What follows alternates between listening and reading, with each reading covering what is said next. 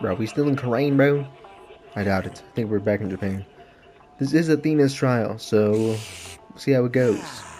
Three, four, This five, is gonna be six, just one seven, try, one video eight. though, What time is it? because I don't feel like It's splitting 9, 10. one case in half like I did in the beginning. So it's gonna be a 3-hour video, which I think is probably gonna be my longest video. And this dude ate. This dude died. She shows dead. No, do you think he did it? Oh no, if he did it, then what do we do? Hey, pull yourself together. Don't worry, I have an idea.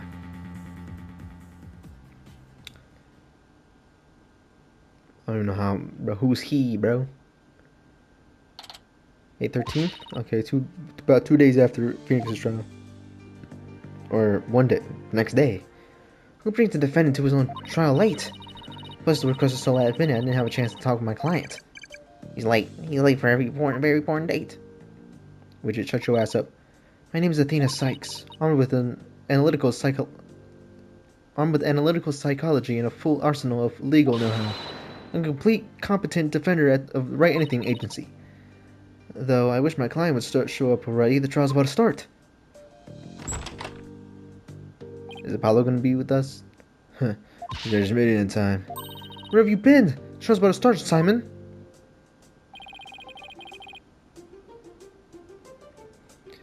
This is my client. Black Quill. Was the motherfucker already in prison? His bonus gonna wait. There's no way he'd wait for me. Besides, why would I want to start off on the wrong foot with him right out the gate? Dealing with such a matter as being part of a lawyer, if I'm not mistaken. Yeah, well, covering for your lateness is not. What does this do sound? This sounds like, this is kind of British.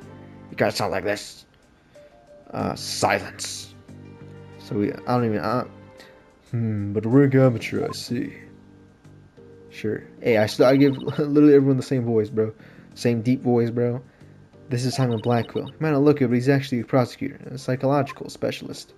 He and I go way back. As for our shared specialization in psychology, we're both disciples of the same person, so to speak. But he's kind of my senior, I guess? But to his sense of humor or no, I wish he'd stop treating me like a child all the time.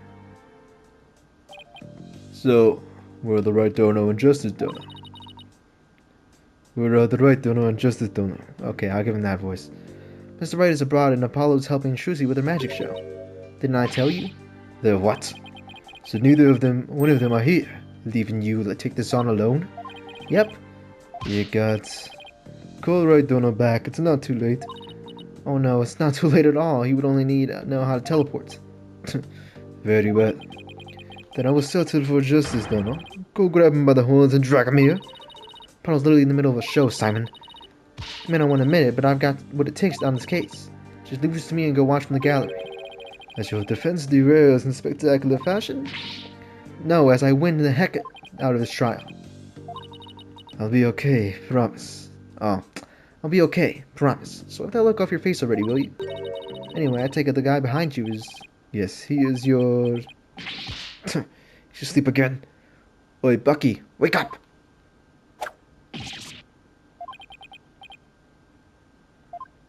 Oh, that little freaking freak slices you, bro. He somehow cuts things like that. I don't know how. He doesn't even have a sword. He's like an airbender or some shit. Who's this yellow chickadee? She's your lawyer, such as it were. I have to say she's more green than yellow, however. Well, she doesn't look like, does she? She's like your fellow apprentice or something. Something like that. I've known her for longer than you, so you would not say you were bound to one another. Oh, okay. Well then, guess I better call Ms. Chickadee then. Oh shit, this is wonderful. Simon, this guy's not only rude, but he's 3 sheets to the wind of his own trial. I don't smoke that good shit, that good kush. I know we just met, but I'm about ready to give him a piece of my mind. Do as you will. Just save it for after the trial. Miss Chickadee. Don't call me that. Oh, Simon is an old friend of mine. I'm about a full generation of chef of wet soba. Wet noodle number 4, Bucky Wet. Nice to meet you. It's nice to meet you too, Mr. Wet. Bro, how do you lock in just automatically like that? So he can pull himself together when he wants to. Yeah, he just randomly locked in, bro. Haven't been accused of murder that only occurred yesterday. I'm afraid it's taken a toll on the poor boy. You happen to be there at the theater where it all happened to you too, right? They said they found a Rakugo storyteller murdered in his dressing room. Indeed. The victim, master storyteller Typhoon Tornado, was a long patron of Wet Soba. Master Tornado had been looking for Bucky ever since Wet Noodle number 3 passed away. I see, so the victim was kind of like a father to the defendant, huh? That's a stupid old fellow like a father. Nah, no way. He was always a dish of my soba. But do you speak ill of him? Run in your mouth. That is why they suspected you of murder in the first place. Now, pull yourself together. Number 3 will be rolling in the grave. Sorry, please, no, believe me. No, listen, wait. Looks like he's still in shock from the whole ordeal. Don't worry, Mr. Wet. Everything's gonna be alright. I'm gonna defend you with everything I've got. You're in good hands now. You mean, you believe in me, man? Barely, you believe in me? I thank you for it. Oh, No, you're not J. Cole.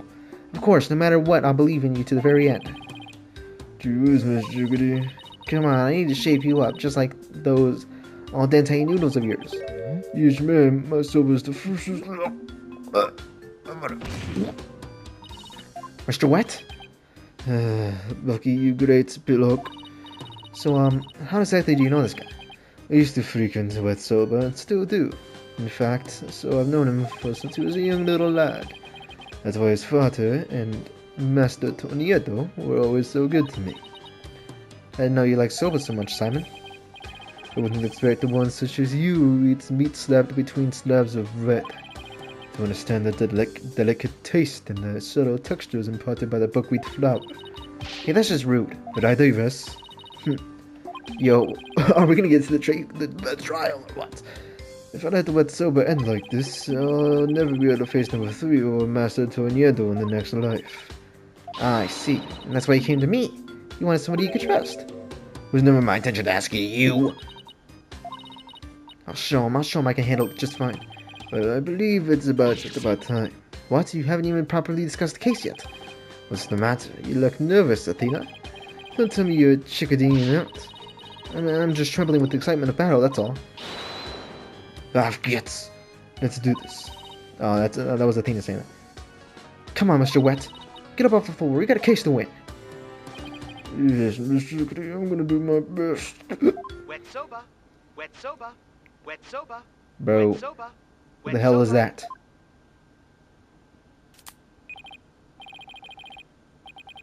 That's your ringtone? Yellow, 2 bowls of noodles. Sorry, sir, no can do. Kinda busy at the courthouse. On date. Dang up. Shit. Okay, let's do this shit. He's not gonna do this himself or this case any favors like this, Simon. Maybe we should let him go get some rest somewhere. Let me rest. Maybe if I were a lump of regular flour dough for udon noodles, but I'm here like my soba. Nah, you don't let dough rest all about 3 freshes. Bro. Can we get to the trial, please? He blacked out? Oh boy, I just knew something like this was about to happen. Simon, what are the 3 freshes of soba he was talking about? First, buckwheat seeds or groats are ground to make buckwheat flour. Then dough made with this flour is cut with a large rectangular knife into noodles. And finally, the buckwheat and noodles are boiled. Each step is done immediately, one after the other, so the soba is fresh when eaten. Oh, so that's what he meant. I wouldn't want him to make me any soba right now, though, that's for sure. Athena, this is no time for idle chatter. You need to get to the courtroom now. Just remember, as prosecutor, I will be unable to lend you a hand. So don't expect any help from my quarter. There you go, treat me like I'm incompetent again. For your information, I was planning on asking you for help anyway. Just wait, Simon, I'll show you. Bro, Simon's the prosecutor in this case. It's right, and Apollo may not be here, but that's alright. I can do this on my own. Yeah, let's see, bro. Phoenix wasn't able to do it for 3 games in a row. We needed Maya's help every time.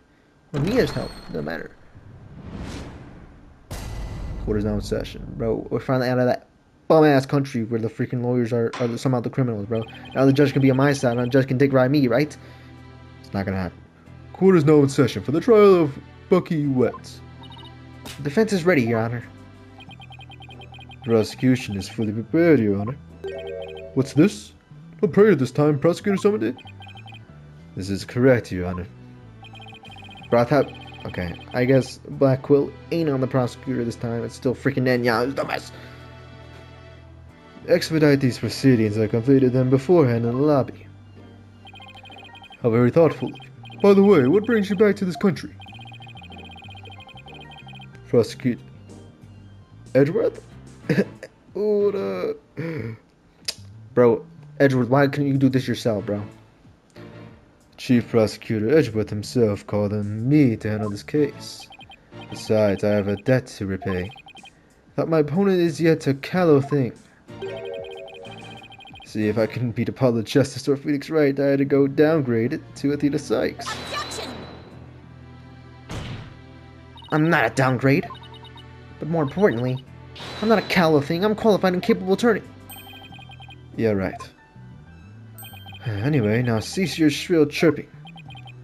No, Prosecutor Sumter. She's still only a teenager. Please, go easy on her. Great. Not even the judge give me the kid treatment. Or to see the judge say, give your dick right to the prosecution, bro. No matter which country you're in, bro. The judge is freaking always dick riding the prosecutor, bro. Dick eating the prosecutor, bro. Doesn't matter, bro. Very well. Shall we begin? Very well. Shall we begin, Your Honor? Bro, how did I forget Sumter's voice, bro? Yes, I suppose we should. Now then, Prosecutor Sumter, please give your opening statement. I'll show them what I can do. They'll be sorry they underestimated me. Certainly. Let the last rites of the victim commence. The incident is believed to have occurred at around 4 p.m. yesterday, May 12th, at Storyteller's Theater in Kurukuru, Te. The victim was a great master of tornado school, or rakuga, or comedic storytelling. His name was Typhoon Tornado. The scene of the murder was the theater dressing room. It is accessible via staff entrance hallway and has an inner and outer sliding door. An estimated time of death is between 2 p.m. and 5 p.m. The cause of death is suffocation, though. How the victim suffocated is yet to be determined. Autopsy found nothing unusual in his lungs or stomach, and there is no murder weapon. I will now submit the incident report to the court. Autopsy and the crime scene photo. Prosecutor Samade, how can you name Mr. White as the culprit? We don't even know how the victim was killed or even with what. Bro, he should be summoning a spiritual butterfly, Makoto Yuki. Like, bro, how? Well, it is true that the weapon and precise methods are yet unknown. The accused is the only one who had the opportunity to commit the murder. I will explain this assertion in further detail as we continue. I guess this means he has some kind of evidence to present. Now, will the accused care to plead his case? Yeah, his ass is kind of not here. It's kind of in the AR. The ER. To think of it, where is the defendant, Miss Sykes? Sorry, Your Honor. I'm afraid Mr. White isn't feeling very well and is resting in the infirmary. Surely it is a lack of clear conscience that impedes him from facing this court. Great, off on the wrong foot already. Mr. Wetz is the head chef of a soba shop frequented by the victim.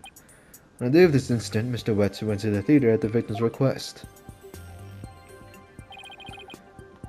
Typhoon Tornado was a connoisseur of soba, as you can see in these photographs. Yo, why can't I do freaking Asamade's voice, bro? Give me a second. Let me try to figure it out. He was apparently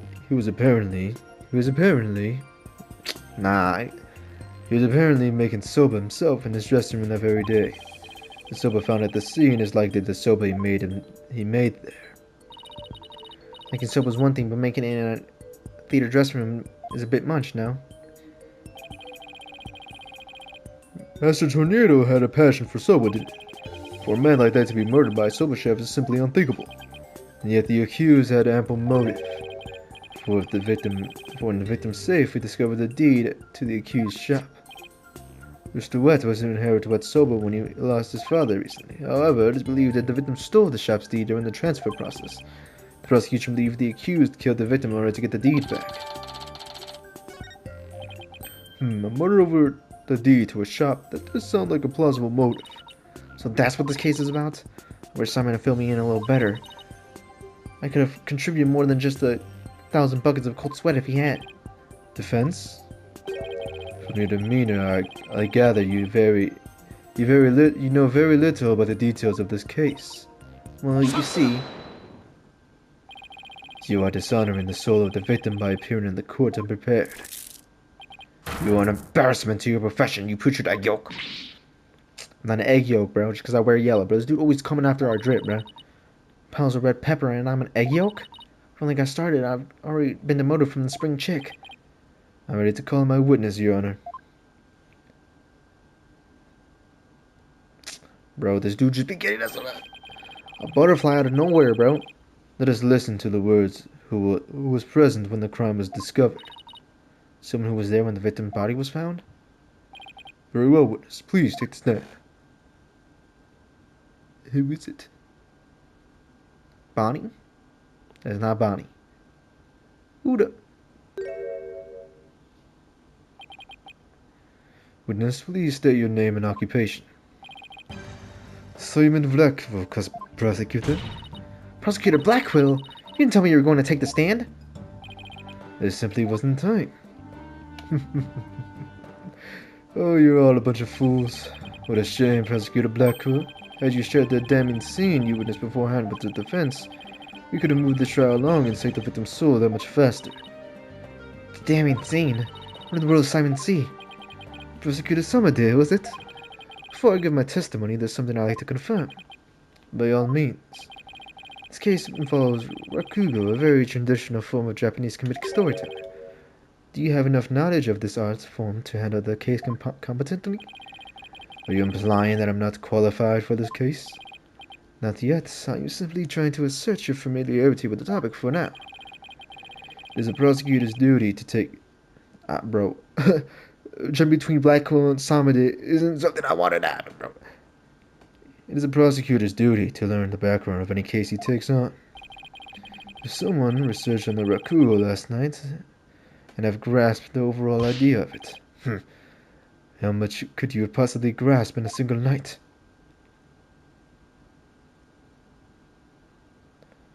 I don't even know, bro. This dude keeps saying Makoto Yuki. Rakugo is a form of... Rakugo. Bro. This dude should give us a 30-minute recap of Rakugo. The traditional art was originally invented by monks to make ceremonies more interesting. Are you satisfied? If not, I could explain the 12 types of endings to such stories. Or shall I perform the famous story of Jugme? It appears you have put in a bit of study. Your acknowledgement is most welcome, Prosecutor Blackwell. I can see why you are known for being quite thorough in your research, Prosecutor. Now, I would love to see you perform that story you mentioned, if you don't mind, because I love dick riding you. Bro, these judges, it's like dick riding the prosecutor, bro. Like, it's not a joke either, bro. Go literally back in every case, bro. The judge just loves just dick riding that prosecutor, bro. Edgeworth von Karma, Francisca von Karma, freaking Godot, freaking even Payne, even Winston Payne. That fraud. That is your Honor's request.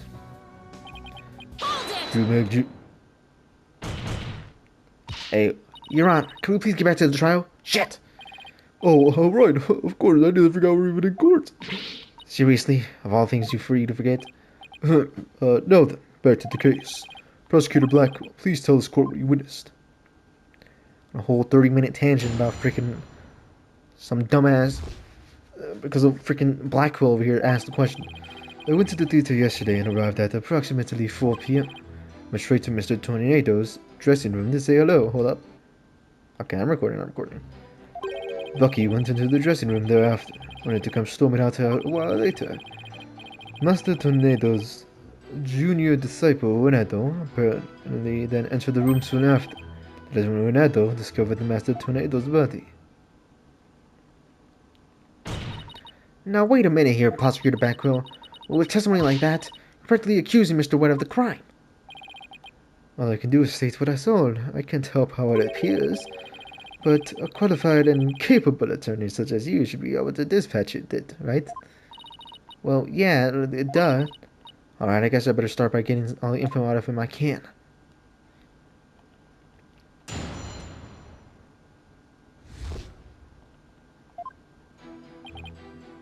Hold it! Prosecutor Blackwell, what did you get to the theater for in the first place? I went because I had received an invitation to Master Tornado. Yes, see for yourself. It was a special show commemorating his junior disciple Niedo's promotion. It was also an occasion to announce the body's succession to the stage name of Niedo too. So what exactly does it mean to succeed to the stage name? You don't know, do you? In performing arts, name succession is when an artist inherits a precedent's name. I see. So there was another Renato Rakugo artist right before, and his disciple that succeeded him, huh? What exactly did your invitation say? It contained a simple letter of solutions and an outline of the show's program. Oh, it appears Taifu Tornado was going to perform Toki Soba or Time Soba. He's famous for his masterful pantomime of eating soba using only his fan as a prop. And Renato was to perform Soba Se or Soba Gluttony, a soba-themed show, I see. It seems you know a thing or two about your Rakugo yourself, your boldness. The first to perform was the senior disciple, Gyeru, followed by Renato, and last, Master Tornado. I see, so that's why you happened to be at the Storytellers Theater yesterday. So what happened after you arrived? I went... You let me finish my sentence. And you did Master Tornado appear when you said hello to him? I went with the intention of greeting him, but ultimately we did not actually meet. You didn't see him? Why not? Geru escorted me to the dressing room, but we heard the sound of Rakugo being performed from within. Thinking the master was rehearsing, we decided to wait in the hall until it was done. You heard Rakugo being performed in the dressing room? Yes, not just me, but Geru as well. In other words, you can confirm that the victim was alive at around 4 p.m.? Correct. I couldn't hear him clearly though, through the doors, but I'm sure that was Master Tornado. I could tell because it was time soba routine being performed in there. So that means the victim was killed sometime after that. Bucky went into the dressing room thereafter, only to come storming out a while... Let me finish my sentence, please! Please tell us how you saw Mr. Wet appeared at the time. Geru and I were waiting in the hall for Master Tornado to finish practicing, when Bucky appeared and entered the dressing room with his things. What happened after that? We heard the sound, like Bucky shouting from inside the room. About 10 minutes later, Bucky came out of the dressing room looking rather irate. Irate. This is most likely when the murder was committed. The victim was an elderly man. It would have been entirely possible to kill him within the span of 10 minutes. Better come up with some kind of counter-argument and fast. Yo, I can't do Black Quill and Netanyahu, bro, at the same time, bro. Not at the same time, but like... It goes from Black Quill to immediately Netanyahu, like what? It messes with my brain, bro. I start mixing the two together. Mr. Tornado's doing it this... What do you mean, apparently? Are you J. Cole? No, I'm not J. Cole. I wasn't able to see the dressing room door from where I was standing at the time, but Yoru was right in front of it, so I'm sure she saw it. I see. So why do you suppose Neto went to the dressing room anyway? He had just finished his routine, so he was making a courtesy call. The disciples to pay for the master respect right before and after each performance. Now the disciples are expected to do this? Yes, it's common courtesy among Rakugo artists. I see. Could you tell us about what happened after Unedo went into the dressing room? Certainly. That's when Unedo discovered Master Tornado's body. Haru Neto acted at the time. After Neto had been in the dressing room for about 2 or 3 minutes, we heard a scream from inside the room, and Neto came flying out. Did you hear any signs of stroke at the time? No, just Neto's will for the scream. I see. Well, well done, Prosecutor Blackwell. Your testimony has given us quite a glimpse into the secrets of the event. Thank you, Prosecutor Blackwell. And now, bro, like, see, I'm mixing the two together. Thank you, Prosecutor Blackwell. And now, please allow me to summarize your testimony. While Prosecutor Blackwell and Guerrero were in the hallway meeting for Master Toniero, the accused came along and entered the dressing room with some items in a row. And that's what he said.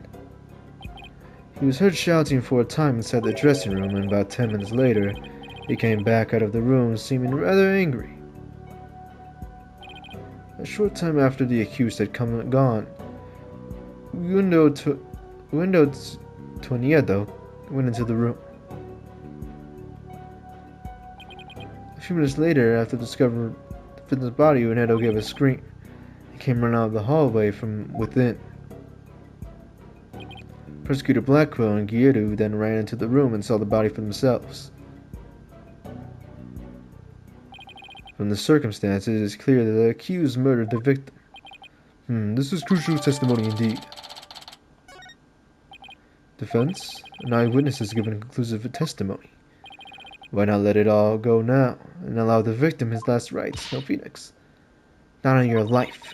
If Unedo went into the dressing room too and was the first to discover the body, then who's to say he didn't commit the crime? Unedo was in the dressing room for a mere 2, perhaps 3 minutes. He could not possibly committed a murder in that time, nor without making any noise. Simon, why'd you have to get that awful testimony?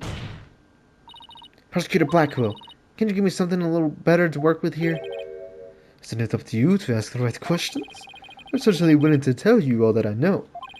So if you truly are as capable as you claim, then draw out what you need yourself. There's no time for your twisted games, Prosecutor Blackwell. Just admit you don't remember it all that well. Shut your ass up!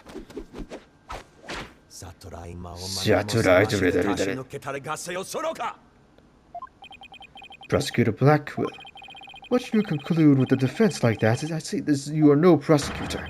Begone, witness. I shall haunt the sacred hall no more. You dare treat me like some evil spirit to be exorcised? I'll remember this, you blackguard.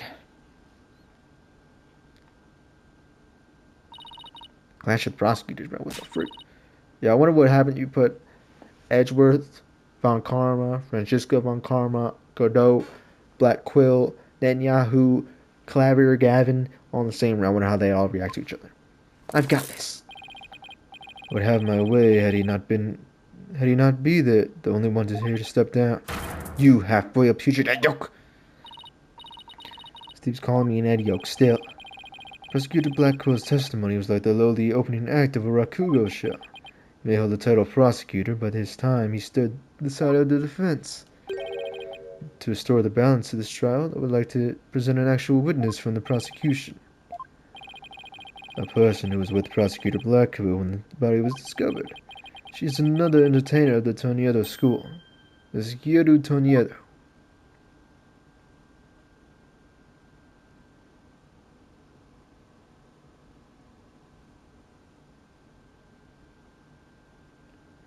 This clown? Bro, we already did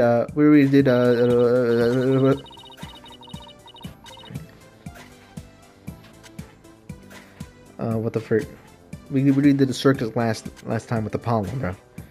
Was it a circus? No, it was a magic show, but the same shit. Hello everyone, I'm here to represent the Toniero School with the Twisty Twist Twist.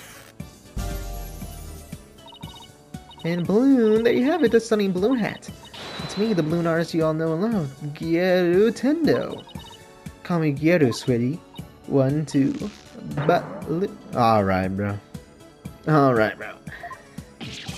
What a way to capture Holly's attention. You definitely got my attention. Tell me you're talking about the hat, Your Honor. Oh, Mr. Judgy, I'm so glad you liked my performance. Would you consider joining my fan club? Pretty please? Oh, absolutely. I will subscribe to your OnlyFans. Like what? No, bro. Judge is definitely a gooner, bro. Anyway, Guerrero, I can't help but notice you seem awfully cheerful for just lost your master. Of course I'm sad, but Shisho would scold me if I didn't put on a big smile. Never show sadness, smile, smile, smile with a twisty just making a cake. I'm like, bro, what? I see, I guess an entertainer gotta do what an entertainer's gotta do. Lunar's worse than Rorschach. Test. Rorschach? Shout out Polly on my...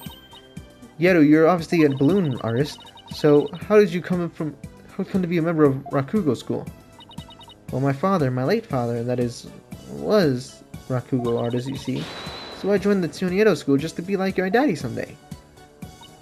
I see. My father and I also watched the Shisho for master, but that Bucky wet. Oh, how could he? I want to see him pay for what he's done as quickly as possible. Your distress is entirely understandable, and my condolences for your loss. And not only that, but he you have more to say about Mr. Wet? Every time he comes to deliver soba to us, he yells at me. He always tells me to get away. Is there any reason why he would say such a thing to you? He says the smell of my perfume will get into his soba and ruin it. Like, how can he say that? This is a great scent. Can I smell it? Like what? Excuse me, Your Honor. Please don't let Yeru's balloons bias your judgment. Mr. Wet hasn't been proven innocent yet, remember? It'll be interesting to see how long that fire of yours will last, defense. Now then, Yeru, please share the truth with this court. Yes, Yeru. Yes, Yeru. Your testimony, please.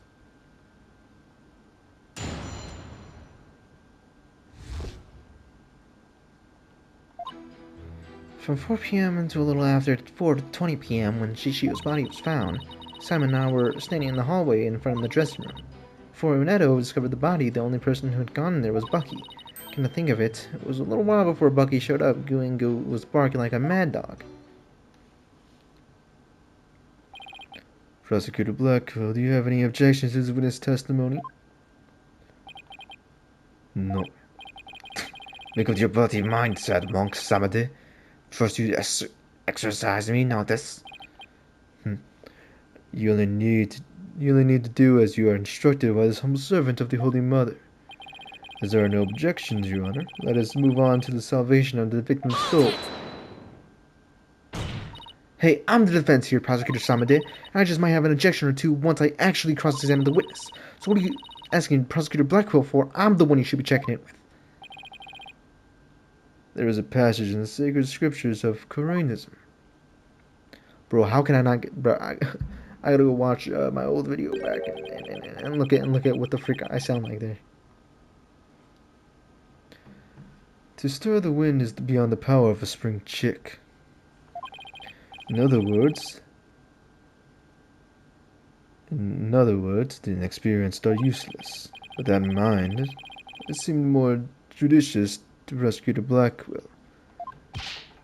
He doesn't even need to see you as an advisory, Sakitono. Well, I won't let either one of you insult me. I'll show you I'm no inexperienced spring chicken. Your Honor, I'm ready to cross-examine the witness. Hope you can make Prosecutor Samade see you as a worthy adversary, Miss Sykes. Miss Sykes.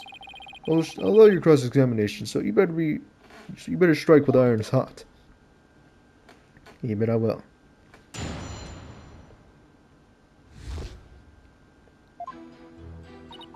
From 4 p.m. to a little after 2:40 p.m. when the Shisho's body is found, someone was standing in the hallway in front of the dressing room.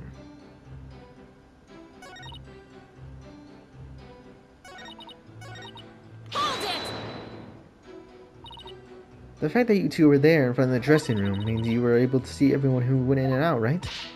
Of course, are you insinuating that I was daydreaming or sleeping while staying up or something? No, of course not.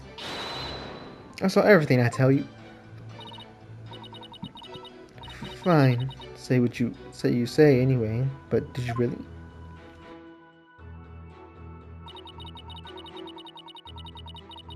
Well, let me freaking hold it, dude. Hold it! When the defendant and Uenedo entered the room around the time of the murder.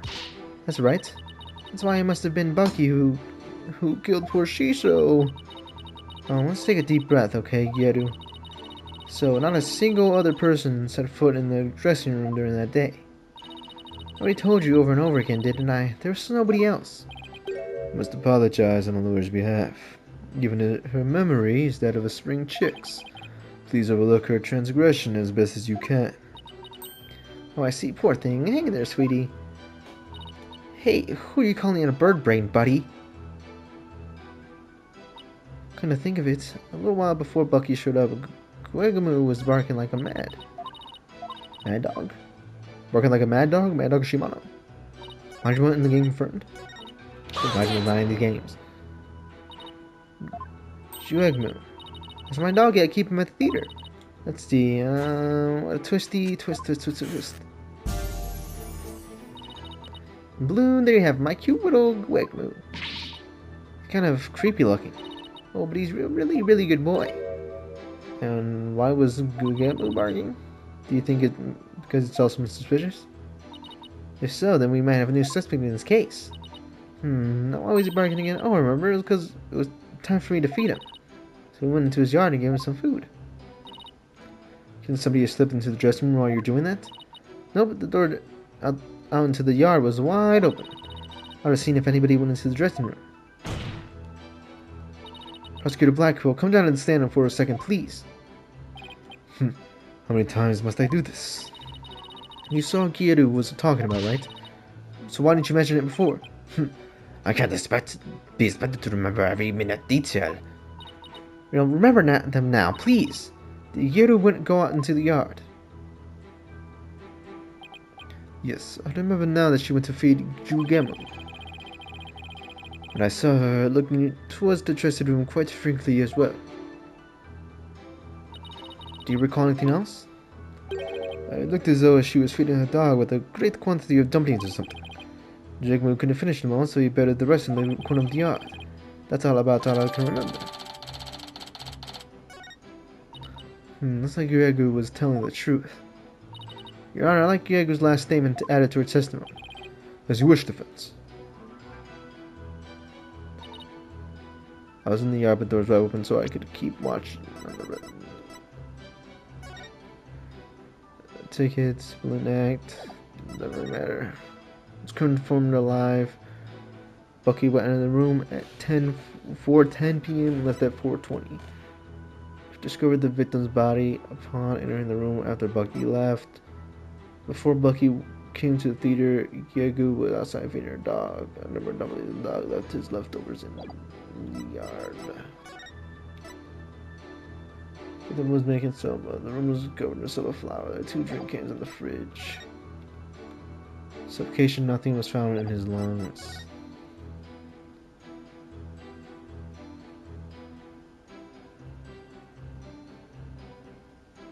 The door was open.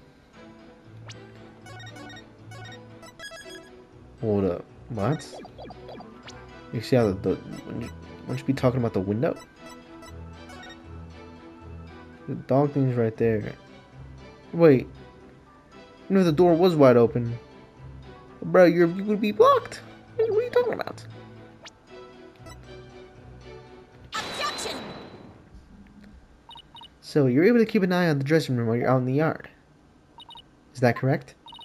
That's right, the door out in the yard was wide open. Sorry, but that makes 0 sense. Let's take a look at the diagram in the backstage area. There's a clear contradiction between this diagram and the witness's testimony. Oh? I'm afraid I don't understand, Miss Sykes. Yo, Judge, are you a fucking idiot, bro? The door's open, bro. Gyaru was in the backyard where the doghouse. Prosecutor Blackwood even saw her there. While she was out there, the door in the yard had been left open. She wouldn't go see shit. Oh, I see. Yes, the door to the yard was wide open, as Gyaru says. She wouldn't be able to see shit. What? No way. But even if there were admittedly a few moments Guegamu was not keeping watch, how much do you think that really affects this case? It would greatly affect the case. From the spot Prosecutor Blackwell stood, he couldn't see the dressing room door either. Anyone could have entered the dressing room during that time without being seen. Gyaru, why don't you try to hide the fact that you weren't watching the dressing room?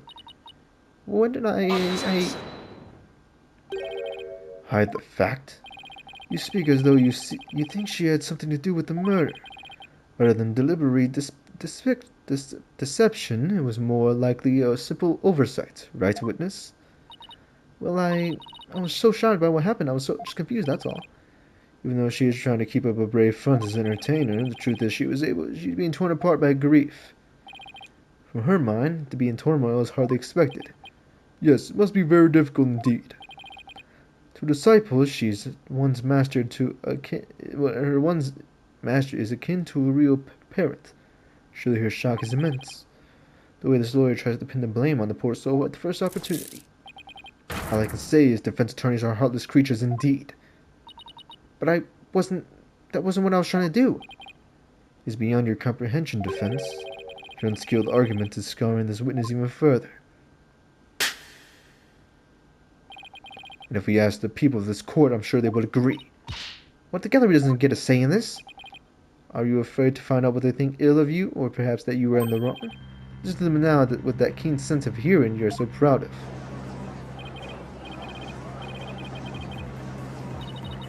Buddy, she's on the witness stand. I treat her as a witness. You think I'm really like, oh, she's grieving. Let me be. No, bro. I'm gonna keep it real with her. I'm gonna keep it 100 with her. And no, I was just trying to find the truth. I told gallery siding with Prosecutor Samade. It was as if he has some sort of hypnosis power. I know, bro. The only power I think they have in this universe is freaking spirit channeling and what the frick is it called? The seance. It's like the only power these dudes have, bro. Like, no, bro. Netanyahu isn't like a freaking supernatural villain, bro. Just a regular prosecutor. I hear the voices of the gallery. I can hear their voices of their hearts. It's so intense. I feel so alone up here fighting by myself. Are you afraid, child? It is ludicrous to come to the trial with such paltry preparation for the soul. I command you leave this courtroom at once. But I can't give up. I have to keep pressing on. As long as there's a moment when nobody was watching the dressing room door, the defendant can't be convicted solely on Prosecutor Blackwell and Gator's testimonies. Even now, you would continue to resist. You are childish and defeat as well, I see. It's now out for the count yet, Buster. I'm just getting started. Despite your posturing, it is not more than that your resolve would crumble at any moment. With but a little push, you would surely succumb to despair. Bro, stop summoning freaking Lavenza, Makoto, whoever the frick that is, bro. Little push such as with this piece of conclusive evidence. Conclusive evidence, huh? That is correct. We found a critical piece of evidence at the scene of the crime. The victim's dying message, which clearly implicates the accused, Bucky Wet.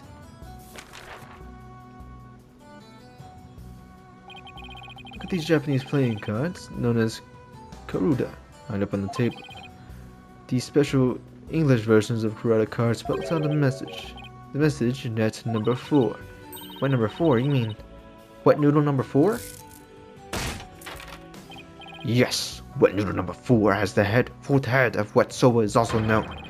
Message points to none other than the accused Bucky Wet. That makes perfect sense, doesn't it? Wow, great job, Mr. Prosecutor. Oh no, it's really, really bad. What do I do? What do I do? Hey, start counting your chickens, bro. Would you still carry on your futile fight in the face of this irresistible evidence? It is cruel to give the accused false hope. You only compound his suffering. Wise people of the court, do you not agree?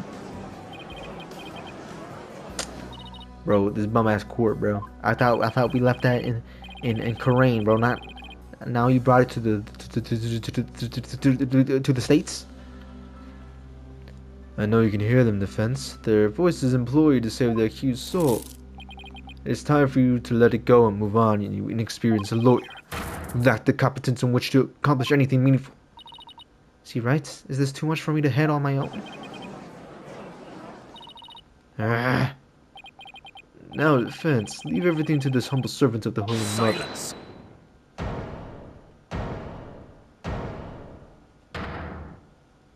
Blackwell. He's trying to use their keen sense of hearing against you to manipulate the trial, Athena. With a cheap trick for a supposedly holy man. Simon? Are we reading Blackwell versus Samade? And you fought pools in the gallery. Can't a man watch a trial in peace? An experienced amateur is about to turn this trial around. Does that prosecutor really think he can turn things around? The mood in this courtroom is starting to change. Prosecutor Blackwell, what are you doing at the defense's bench? I get bored of watching from the gallery. Besides, if I were to leave this trial to the spring chick and lose my favorite soba shop in process, that would be quite a cross. You voluntarily stand on the side of impurity and sin? Truly, what a fool are you? To think you were so easily manipulated by these parlor tricks. What have happened to qualified and capable, Athena? Yeah, I should let my guard down a bit, but it won't happen again. Then gird your loins and steel yourself for the battle. I'm not girding up anything in the skirt, but I am ready to get serious. It seems there is now yet another soul I must cast down to hell. I was in prison for a long time, and hell sounds worse than sad, to be honest. But the fire of hell will not be the end of your suffering. For the sin you have just committed, you shall surely be reborn as a panda in your next life. A white and black. What? Yo, you being racist? You shall be put in a zoo and then be exposed to public ridicule. Throw like that won't work on Prosecutor Blackwell. He's already going to hell. What did you say? Sorry. I see that you are both prepared to face the fires of damnation. Gyaru, thank you for your service. You may step down now. Okie dokie. Bye bye, balloon. Get her ass out of here. Does everything have to be about balloons with her? Now then. I have a witness prepared to testify about the karate cards. Who's the witness this time? The first to discover the body and someone who witnessed the crime scene firsthand. Mr. Uenedo Tuñedo. The time has come for that ponytail pair over there to finally let it go and move on. Very well. Let's bring in this witness then.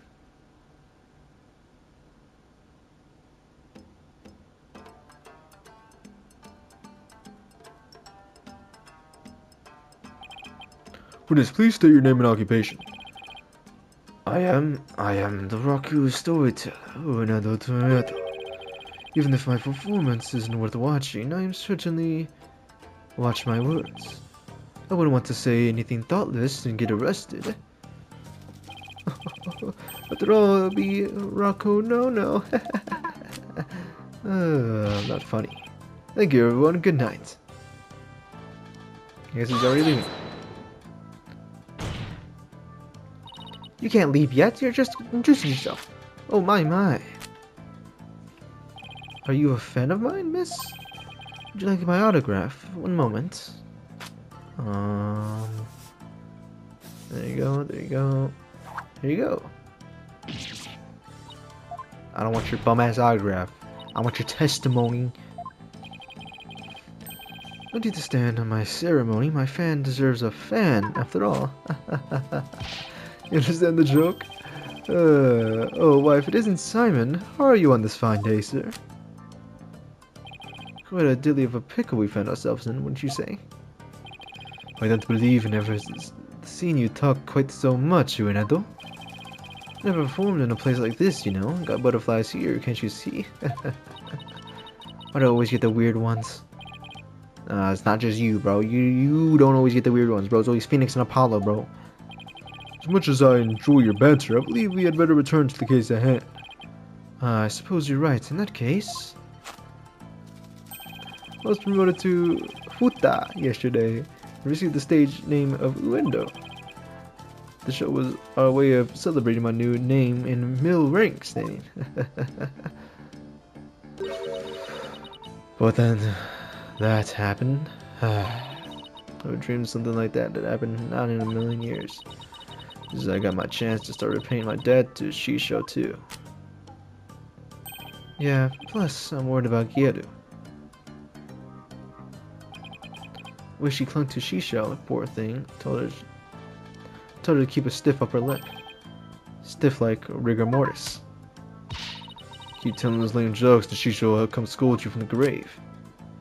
I wouldn't mind getting yelled at, you know, if it meant seeing him again. Minetto, please. As charming as your various characters are, this is an Rakugo stage. Let us hear your testimony now, witness. To the court about the evidence left at the scene, the proof of the accused's guilt.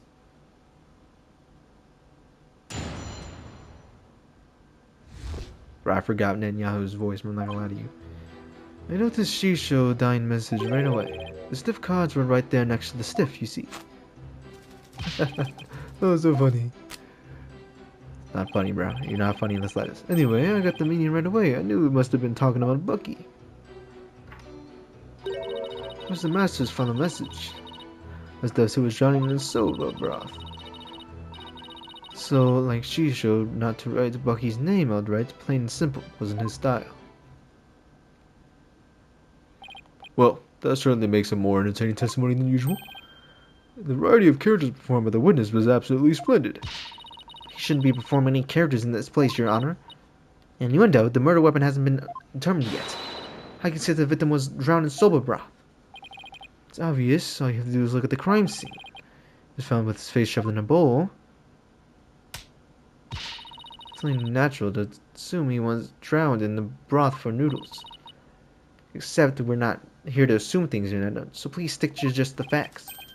My, it's so like a soba chef to kill someone this way, wouldn't you say? The karate messages he left behind, it's clear Bucky Wet did it.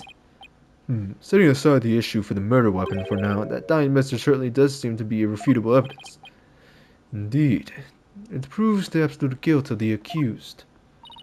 Even I gotta admit that I can't see how the message could mean anything else.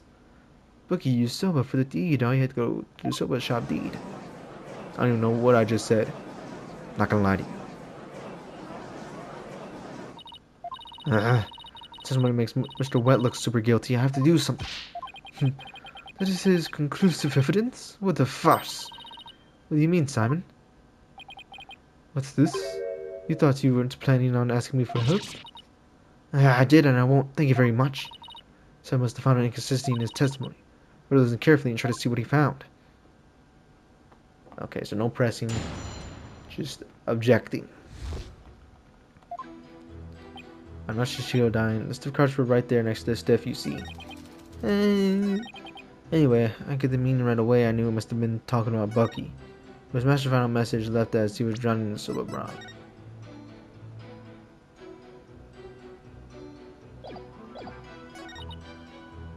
It's so like Shisho not to write Bucky's name outright. Plain and simple, wasn't his style.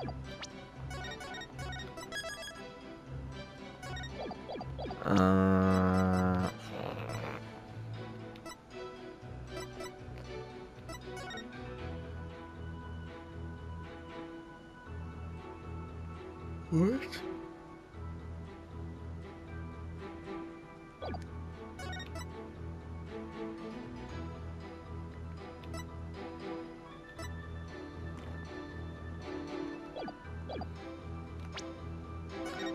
I think I saved already, but it might be that. Objection! Nope. Nope. Nope. Wasn't that. Wasn't that. Wait, oops. No, load, bro, load. Load, yes, load. Shisho, not to write Bucky's name, alright, plain and simple. Simon, are all Rakugo artists like this? It's hard to say. It can simply be the eccentricity of an entertainer, or perhaps he's hiding something. Well, he doesn't have to entertain the people in the court of law, and if he is trying to hide something, maybe it'll show up as a contradiction or something. I noticed Shisho's death, dying message right away. Hey, no. And what's the master's final message left as he was drowning in soba broth? Was it?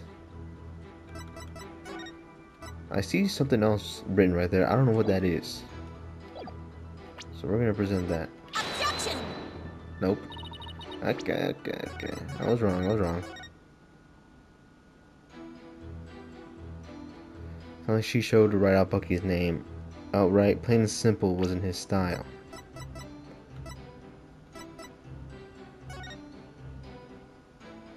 Finally, Master Tornado was to perform his time sober routine.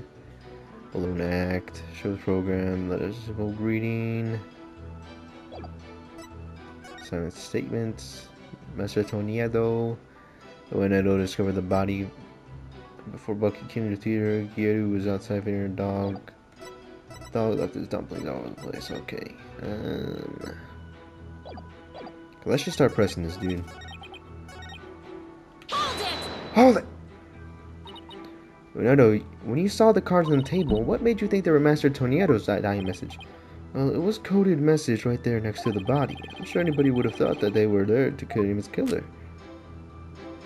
I love murder mysteries. I often watch them on TV. Oh, I see. I saw a similar scene during the murder mystery marathon last Tuesday. That's what made me think this must be a dying message. Sure, bro. The cards were on the table your master's body was slumped over, right? You must have been surprisingly calm to notice them at the time. As I said, stiff cards were right there next to the stiff, so they were hard to miss. But wouldn't it have been more natural to notice the victim rather than the cards? The message just caught my eye because the stiff cards were right next to stiff. Bro, you're just repeating yourself, buddy. You're not giving me any new information. Yes, but the fact seems significant enough to make a person take note of them. Stiff cards next to the stiff. So basically, there was no real reason for them to catch your eyes, was there? You know, enough with the bones already. That's right, I need to give your testimony and not perform a scene. Please remember you're on the witness stand, not at stage. But look at all the wonderful people in the audience. It's only natural for an entertainer to want them to have fun. I guess I can let a few jokes slide, right? The inevitable bleeding of your work into other areas of your life. I know that is. I find myself being unwittingly judgmental in my personal life too. Right. That's exactly what I'm talking about. Well done, Your Honor. Guess you can't judge a judge by his cover. Ho ho ho. Run. Like, no, bro, not you too, bro. Yes, Your Honor. Much obliged. Anyway, I got the meaning right away. I knew it must have been talking about Bucky. Oh, let me press it. Hold it! The cards do spell out wet number 4. It could be interpreted as wet noodle number 4, I guess. I suppose you took this to mean Bucky wet? There's only one wet noodle around here, and you've seen the giant 4 on his back.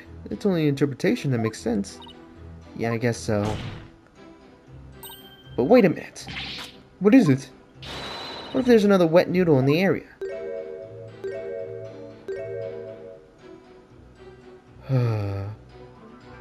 Are you a dumbass? What, did I say something strange? Bucky's the sole heir to the shop, so enough with the ludicrous straw grasping. Hey, how was I supposed to know? Just listen to the testimony again and find the glaring inconsistency. Blackwell, I don't know what the frick you're talking about, bro. Anyway, I got the meaning right away. I knew it must have been talking about Bucky.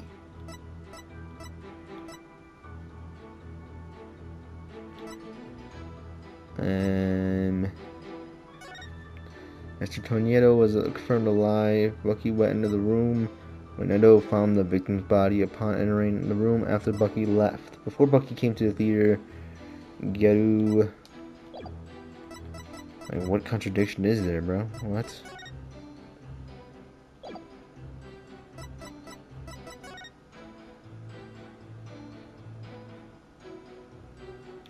Anything in this photo? The victim was making soba noodles from scratch in the dressing room. The room was covered in soba flour. There are 2 drink cans in the fridge. But what does that have to do with it?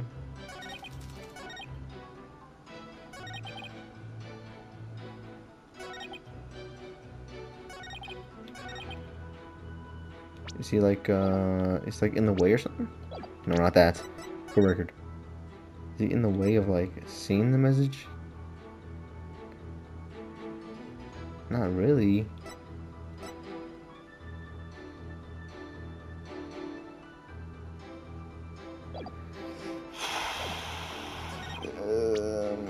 Objection! That was clearly not it. You want to see a freaking autosave, bro. This one right here. Soba broth. Objection! No. Bro, what? What is this contradiction, bro? No. Not the freaking...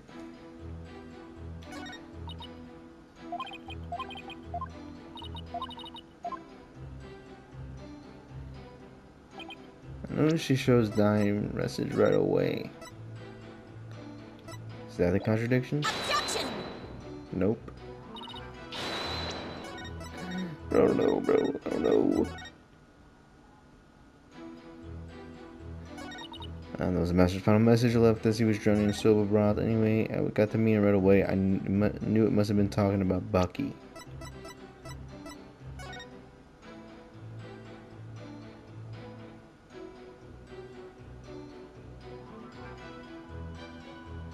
The invitation?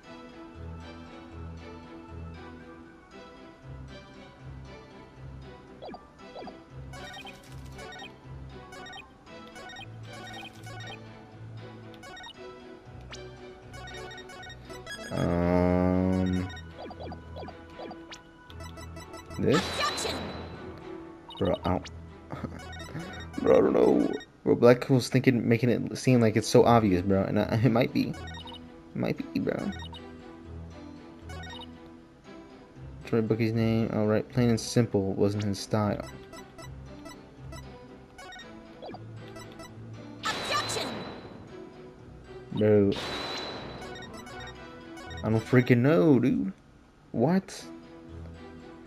The match final method was that was the master's final message left as he was drowning in a soba broth. Anyway, I got the meaning right away. I knew it must have been talking about Bucky. Hey now, enough of the silly puns already. Hee hee. The stiff cards are right there next to the stiff, you see. I noticed she shows dying message right away. Okay, where's this at? You noticed it right away.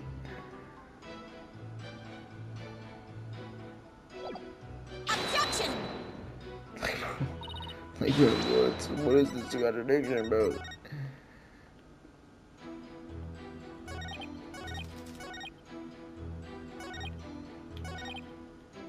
They're next to the stiff, you see.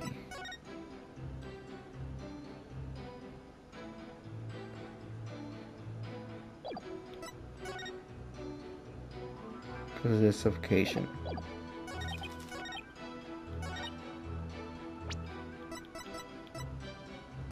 The autopsy report?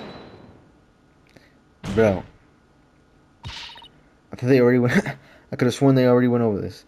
There's a contradiction in Leonardo's testimony. And would you care to explain where, Miss Sykes? Certainly, Your Honor. According to the autopsy report, nothing unusual was found in the victim's lungs. Ah, yes, it does say that, doesn't it? If he had drowned in a bowl of soba, then there should have been a soba broth in his lungs. Since there wasn't any, it means the victim was suffocated with something other than soba broth. What? This is the contradiction you noticed, isn't it, Simon? Not too bad at all.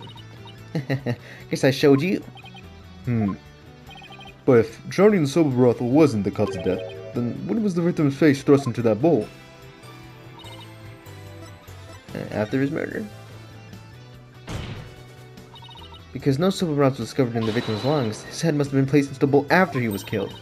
That's when the soba broth must have been spilled onto the... In other words, the victim could not have lined up the cards as he was drowning. I see. So it was done after he was already dead. But why would the culprit do such a thing? I'm afraid I don't know yet.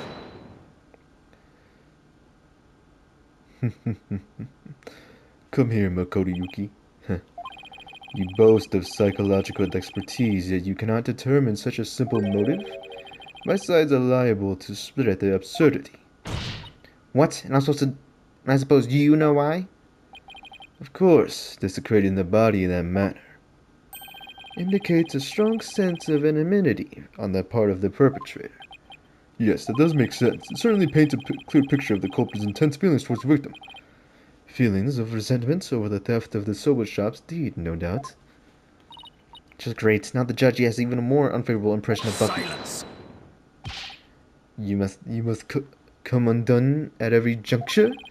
The culprit had time enough to set up Master Toniero's body. Do you think they would have honestly failed to notice the dying message? Good point. The cards were right in front of his body, after all. Rationally speaking, there's no way the culprit could have missed that, huh? Ah, but the accused rational at the time, given the way he stormed out of that room. Silence.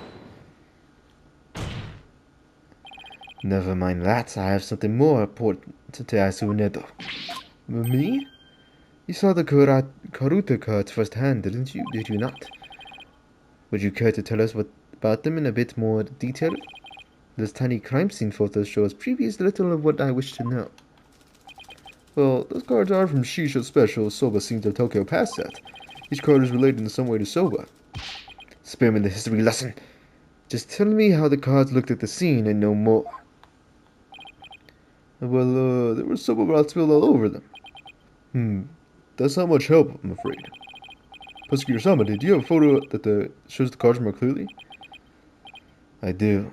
Please accept this meager offering, Your Honor.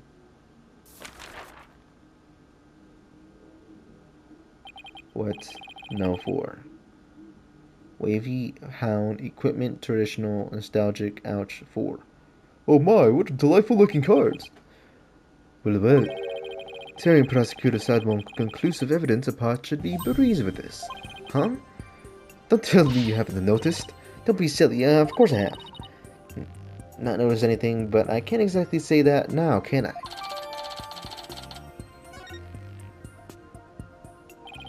Ms. Sykes, do you really see a problem with the prosecution claim about these cards? Well, go on then. Alright, it's do or die. I have to do a study of the picture and, these cards. Hold up. Were they rearranged?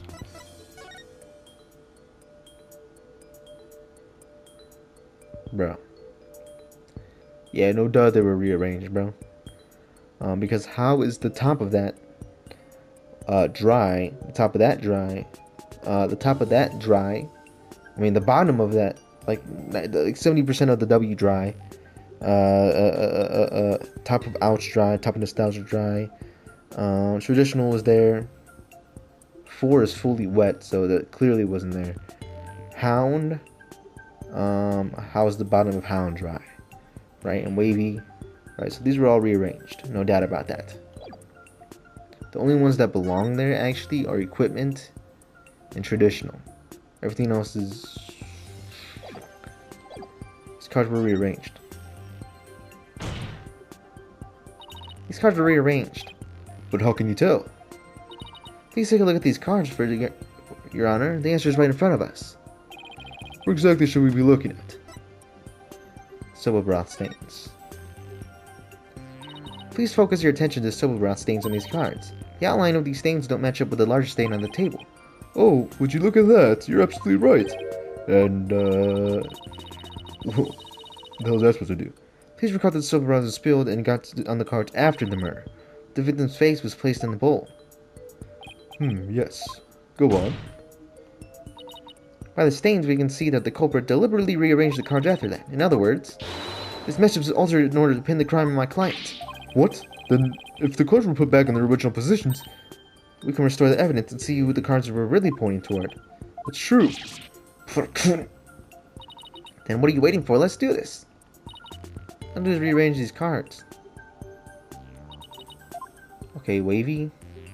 Well, wavy, clearly goes there. Perfect. Okay, H card is next. What? I think it's right there. Yes, now the E card. E is right here. Perfect match. Next up is the T card. T card goes right there. The N goes right there. There, now O. Let's see, where is the O card originally? Owen what? Owen the 4th. Who's Owen the 4th? Take that! Take that!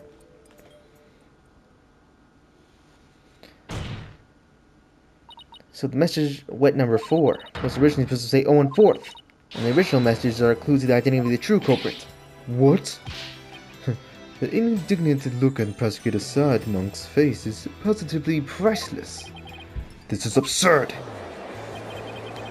So it was originally Owen the 4th. It wasn't wet number 4? Maybe they're smarter than we thought. Order, order, order. Order in the court. Well, I never would have imagined that there was more than these cards that each eye. Now that that's settled, what does Owen 4th mean? Wait, am I, Who do you suppose is to provide an explanation? Of course it's you. But I hadn't thought that far yet. What an amateur. And as worthless as you are, defense. The freak is Owen the 4th, bruh. Makoto Yuki. And so the spring chick that fancies itself a graceful swan is brought back down to earth. Having something to do something, but what? Still your thoughts for a second? There is perfectly good witness to question over that. Oh, right, that's a good idea. Come on, Athena, get a hold of yourself. Ronaldo, does the phrase Owen the 4th mean anything to you? No, there's no one named Owen in the Tornado family or our circle of friends. Go ahead, ask anybody you like. You can't be serious. Having rummaged through your empty mind, I see you have, as expected, bit of nothing. I'm afraid I have no idea who the devil this Owen 4th is either. But the fact remains that the cards were rearranged to put the blame on Mr. Wet. That in itself proves that the defendant isn't the real culprit. Prosecutor Blackwell's right. Besides, the important question here is not who does the message point to, but rather who rearranged the cards. You didn't know. Why didn't you point that out earlier if you had already knew? Sorry. In any case, there were two opportunities for someone to rearrange the cards. The first was when Mr. Wet entered the dressing room. The second was when Unedo discovered the body. Are you accusing me of rearranging the cards? Me, who came out and testified of the goodness of my heart? Are you not? What the frick? Are you not freaking forced to prosecute to give your testimony? I'm pretty sure you are. I don't know. Even a mere 2 or 3 minutes more than enough time to set up some devilry. So what exactly were you doing in there, Unedo?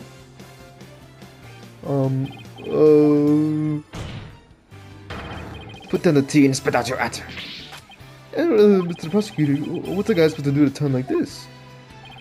Silence is more precious than diamonds, witness. Therefore, you only need to stay silent. The defense is devious. They are waiting for you to make a slip of the tongue. Oh, I see. So that's what they're after, is it? In that case, Your Honor, I decided not to say another word. Very good. After all, you have the right to remain silent. It is protected by the law. Well, Prosecutor Blackwell, any other brilliant ideas you'd like to share?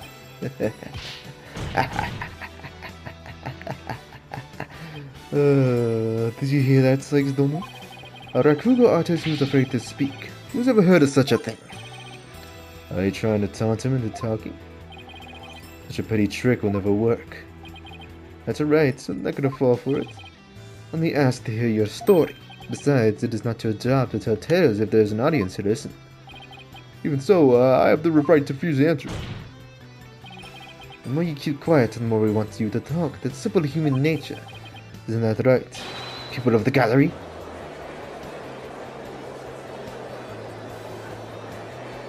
I don't even know what they're saying. They're not saying anything. Even with this wonderful audience in front of you, you refuse to talk? If so, then perhaps you chose the wrong line of work, my friend. Are you just saying I should quit? Because I'm not afraid to speak my mind, I'll have you know. Oh no, never mind what I just said. It is scary to talk, it's absolutely terrifying. But no, as a Rakugo artist I must talk. If I don't, how can I ever show my face on the stage again? Your Honor, I'm ready to testify. He did it? He managed to convince Unedo with his power of suggestion. Suggestion technique. Believe for you, Unedo, that's a real Rakugo artist should be. All right. If the witness wishes to testify, then by all means, please do. To be turned by such an obvious ploy. What a man of weak spirit. Bro, Netanyahu, you're just mad, bro. You're just mad. We're all way better than you. After my performance, I went to visit Shishida. I called him for outside of the room, but he didn't reply. When I entered the dressing room, I saw Shishio slumped over the table, motionless. From what I can tell, there does not appear to be any inconsistencies in the testimony. Bro, how did I forget Netanyahu's voice like that, bro? Of course there aren't any, because I'm not trying to hide anything. Prosecutor Simon is right. I don't see anything I did pick up a faint discord in Uenedo's heart. Found all you like, defense, but it is pointless. Your Honor, I believe there is no need for further deliberation. I disagree, Your Honor. I detected discord in the voices of the witness's heart. That's a clear indication Unedo is facing some sort of inner turmoil. Are you saying what I think you're saying, Miss Sykes? Yes, Your Honor. Time to use my special power. Objection! Unedo, there's no need for you to submit this so-called therapy. It's fine by me, I have nothing to hide. Bring it on. You damn fool! Why would we not listen to the guidance of this humble servant of the Holy Mother? If the witness wishes to proceed, I see no problem, prosecutor. Then one ear and out the other. It seems this performer has no need for your so-called guidance, prosecutor said, monk. Just know this, Unedo. If you fully will surely earn you divine retribution. Thanks, Simon. Just keep your wits about you. I will. Unedo, can you tell us about what happened in the dressing room? This time, we're going to use my special ability that all three of us lawyers have. For my performance, went to visit Shisho. I called him from outside the room, but he didn't reply. Into the room, I saw Shisho slumped over the table, motionless.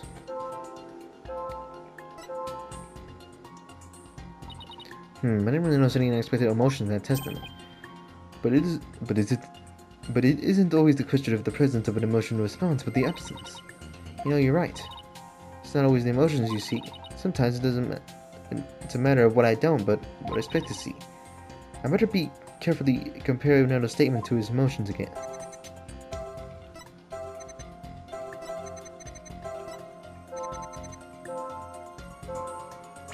There's no shock, maybe?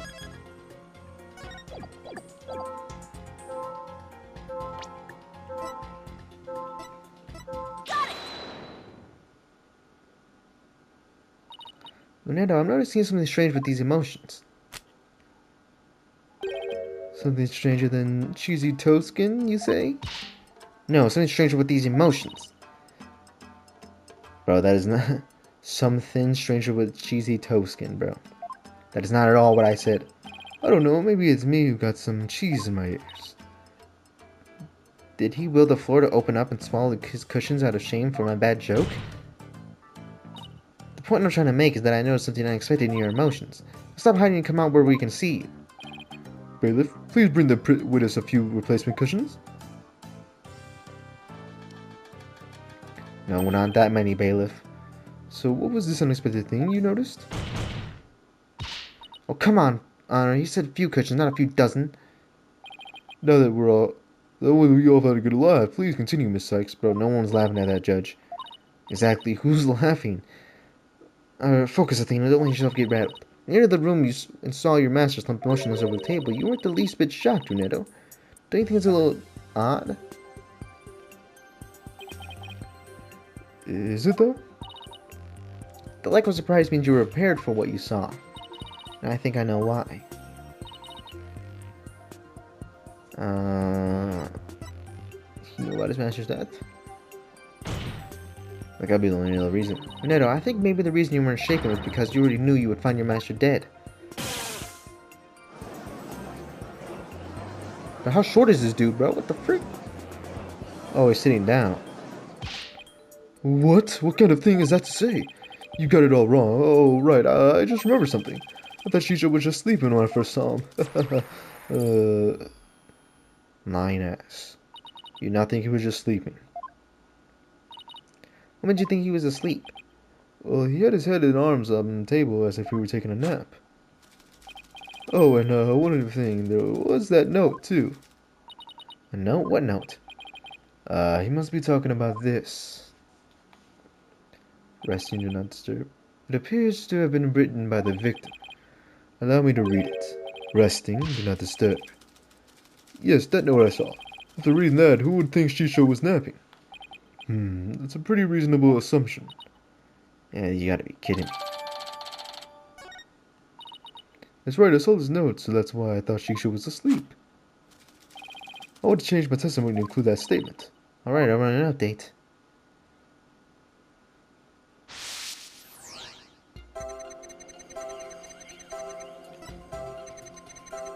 Called him from outside the room, but he didn't reply.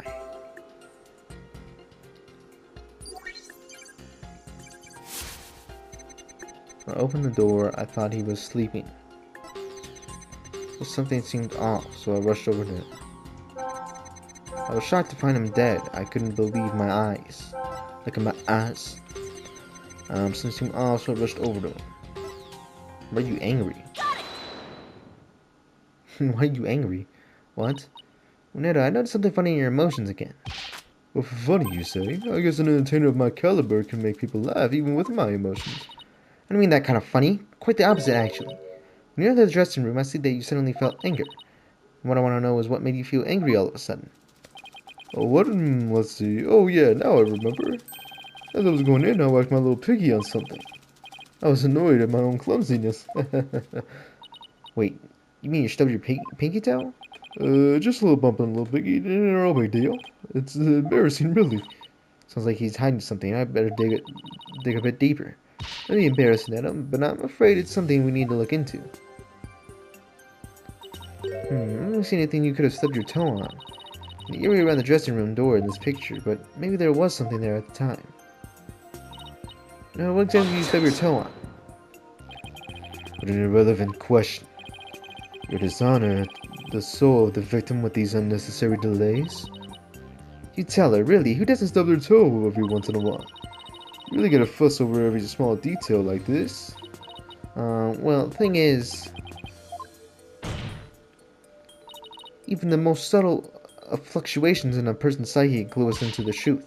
That's why it's important to get to the bottom of this question. Plus, if I back down now, who knows what new insults I will hurl my way.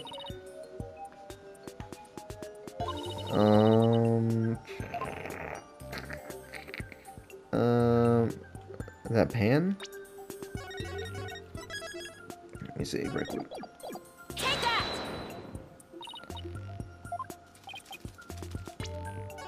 Is that it? No, load it up. Alright. Stubbed his toe on something? On this? Take that! Nope. For what?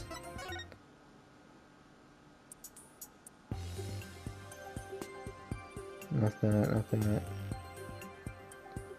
The TV? Take that! Please take a look at this photo in the crime scene. Yeah, it's not plugged in. Do you see it? This long thread that goes from the door all the way across the room.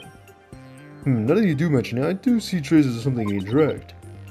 And the mark ends there at the TV. Oh, I see it now. The place the TV was originally by the door. And for instance, this TV is an object that the witness stubbed his toe on. Well, no, then how about it? Yes, you were right. I was at the TV. Down 10, but at 0. There, the noise level dropped again. Yes, I stubbed my pinky toe on the TV, but what of it? Why is it so important to you? So the noise went down, but it hasn't completely disappeared yet, which means he's still hiding something. Okay, let's try this tactic instead. No, why was the TV moved there? Shisha must have moved it so we could watch my routine. That's what a door. But what a place to put it, right in the middle of the doorway like that. I didn't want to bump into it again, so I put it back where it belonged. Performances on stage can be viewed in the dressing room using that TV. That's right. It's a closed circuit monitor that shows the stage. I see. Now what? Now what? I can't find anything else out of place. I still haven't gotten the noise level down to 0 yet. Simon, I'm still getting noise here, but I don't see anything else fishy. This is precisely why amateurs are such a bother. Sorry. I'm in no mood to play nursemaid here, but if that's what it takes to save the soba shop. Oi. Here's a curiosity for you. This table Master Tornado slumped over looks like it was moved. Did you happen to bump into it when you were moving the TV back? Oh my, yes, you're right. TV hit the table and Shisho's body moved with a jolt. That's when I realized that Shisho was dead. Oh, how scared I was. I see, thank you. You're finally getting a more precise picture of how the body was discovered. But I wager you need to put spurs in the Unedo just a trifle longer. Right, I can't keep asking Simon to bail me out like this. It's time to regain my footing and really stand on my own. No, what you just said about now, just discovering... Can you please describe all of that again for the court in detail? Alright. Before you do, let me just plug in the latest information.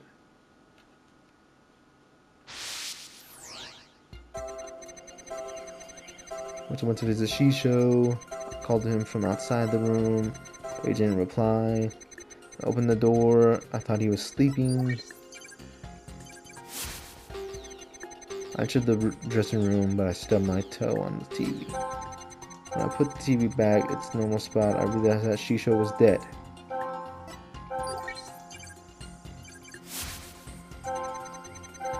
Seeing him slumped over that cluttered table, oh Shisho.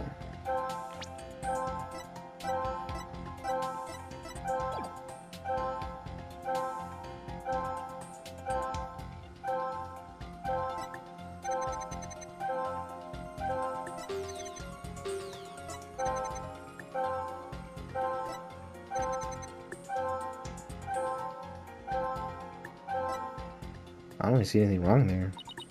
I don't see any emotions I consider out of place. How about you, Simon? How many times it didn't come running to me? Oh, I was just looking for a second opinion. Well, take a good look at the flow of emotions. Don't just look at simple inconsistencies, look at the intensity of his emotions too. Ah, I see, thanks, Simon.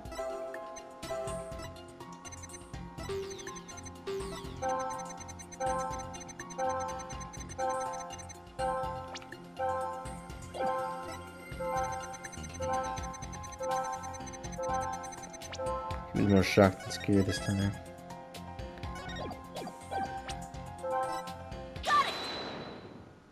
I don't know why, though. That's odd. After the initial shock of finding the victim dead, you reacted with surprise again. What was it that surprised you in Edo besides your master's death? What do you mean? What's more, you were even more surprised the second time than the first. What could have surprised you more than finding your late master? Search me, you little thing. You must have made a mistake. Silence! The girl is as sharp as the throat, to be sure. But her ability to hear people's emotions is absolute. Now, get to remembering, Unedo. What was it that surprised you? That was a compliment, right? Well, It's back at 100? No, we pushed him too hard, and now he's mentally all over the place. He's just completely out of control. out of control? Care to explain how that's relevant? No, normally I listen for the hidden emotion and witness his voice, right? From there, I look for inconsistencies between their testimony and these emotions. Sometimes a person's feeling can run too high, making it hard for them to get the proper readings. That's how your matrix program works. Fascinating. Ordinarily, it's just one emotion that runs out of control, but it seems there's nothing ordinary about it this time.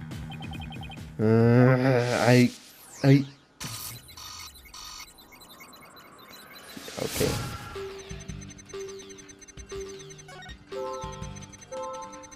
I called him from outside his room, but he didn't reply. When I opened the door, I found he was sleeping. I tried to enter the dressing room, but stubbed my toe on the TV. The TV back at the normal spot, I realized that Shisha was dead. Seeing him slumped over that table. Oh, Shisha. I knew it. What the guy's a knicker? Whoa. What's got your, Snickers? All in a bunch now. Unedo has multiple emotions running out of control at the same time. I've never seen anything like this, ever. So how does one bring a situation like this back under control? To find the root of this tangled mess before I can treat it. If I can identify what caused this emotional rampage, then I can probe to dive in further. Then I need to think what is the root of the cause and probe. Though the process I can identify usually what's caused it. Seeing Unedo such distress. And that would help bring his emotions back under control. In that case, let's just get started, shall we? Alright, I can't guarantee success, but it's definitely worth a shot. Time to look for the root of cause of Unedo's rampaging emotions. Emojis. Why was he angry here? Why was he sad here? What? Opened the door, I thought he was sleeping. When I stubbed my toe on the thing, when I put the TV back in its normal spot, I realized Shisha was dead.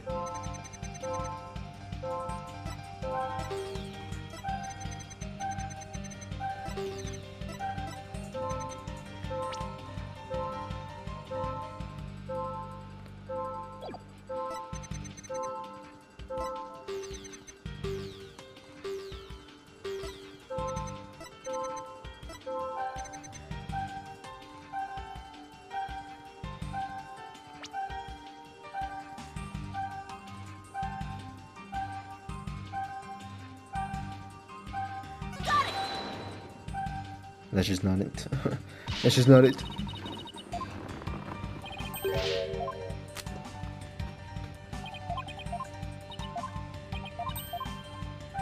Alright, that's not it. I opened the door. I thought he was sleeping. Into the dressing room. I stubbed my toe on the TV. I put the TV back into the spot. I realized Shisha was dead.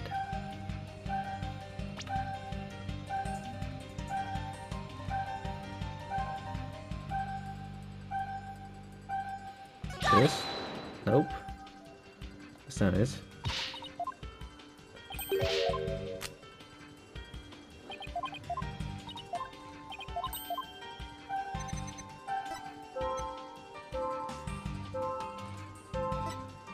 I don't even know. Having trouble, are we? Duh, I can't find the cause of his distress. Isn't it obvious?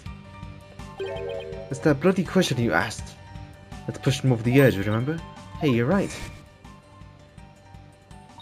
That's odd. Then there's a shock of finding the surprise again. What was it that surprised you, Unedo, besides your master's death? Well, what do you mean? Someone's right. The answer to my question is what sparked this madness. Okay. Somebody was shocked again. He was already shocked and he got shocked again. The table. No?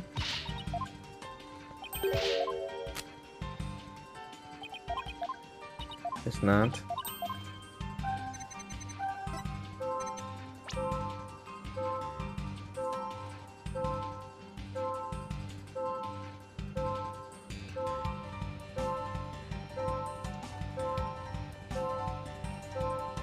The bottle?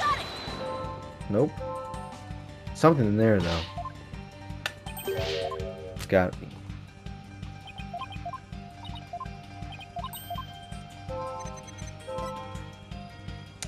No. Brother. Bro, is there a faster way to skip speed, man? Hold up, gameplay. Take skip on. I could have sworn there was like a. Sure. Whatever. Yeah, I get it, man.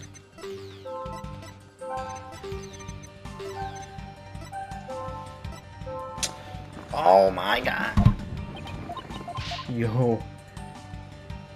I hate that's the last line of dialogue too, bro. I hate this last line of dialogue too, bro. So it's freaking easy as frick to just get back to the scene, dude. It's annoying. 1, 2, 3, 4, 5.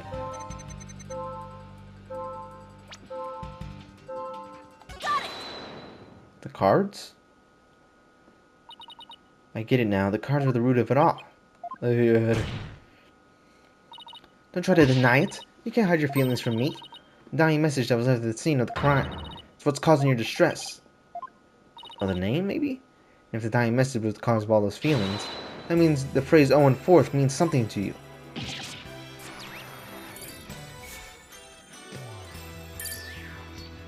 Bye-bye. No, he's not mogging, bro, no. There was a noise level of 0. Finally. The dying message consists of 2 words, Owen and Forth. But neither of those 2 words have anything to do with a witness. Ah, what a fool you are, Athena Sykes. This topic warrants no further argument. Sure, there may not be connections to any direct connection between Unedo and the message. For now. But why don't you wait and decide that what's after you hear my theory? I trust you have hit upon something, Athena? Yep, if my theory is right. You can finally solve the case of Unedo and this mysterious Owen Forth. Well, go on then. I can already tell this promises to be interesting. Now, please share your theory with the court, Miss Sykes. There's something puzzling to me about Unedo's out-of-control emotions just now. Namely, that there were 3 distinct reactions present. I'd never seen that before, and I wondered how it could be possible. Is there a conclusion to this meandering nursing of yours? Nursing, I said musing. Hold your horses, I'm not getting there. So, could a person flip between 3 distinct emotions of such intensity like a switch? And yet I concluded that it just wasn't possible.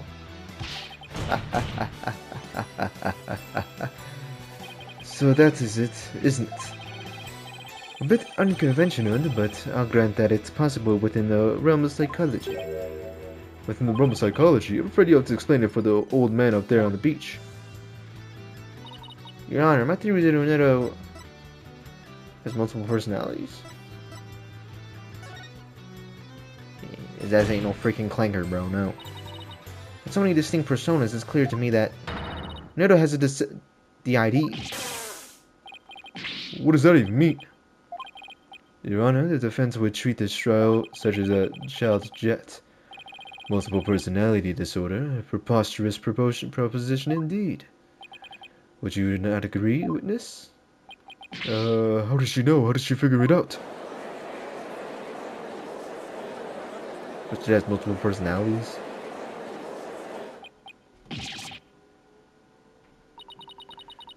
I can't believe it. I did it, Simon! I read papers on it before, but to think I case it for myself. Blimey. Blimey Rakugo artists tell stories that's different characters, but has different personalities? Hey you, lawyer girl. You got a problem with this, huh? No problem at all. This is all very hard to believe. But now that we've established that the witness has multiple personalities, could each of them please introduce themselves to this court? Unedo Tendo. Toniedo. I'm a Rakugo storyteller, as you know. Hello everybody, I'm Patches, the friendly jester here. Kisagawa, courtesan. And is that all of you? Yes, that is all of us. So there are 3 personalities in total. Unedo, Patches, and Kisagawa, right? Well, Simon, bro, I guarantee you, bro, it's gonna be like freaking Mark Spector, bro. Like, you know, if anyone ever seen Moon Knight, bro, it's gonna be like, there's Mark, and then there's Steven. Right? They both know they exist. But they don't know that, Mark Spector exists. Or is it Mark Spector? I don't freaking know. They don't know that the freaking 3rd personality exists. So maybe these guys don't even know the 3rd personality exists, and the 3rd personality killed that dude. Well, Simon, what do you think now?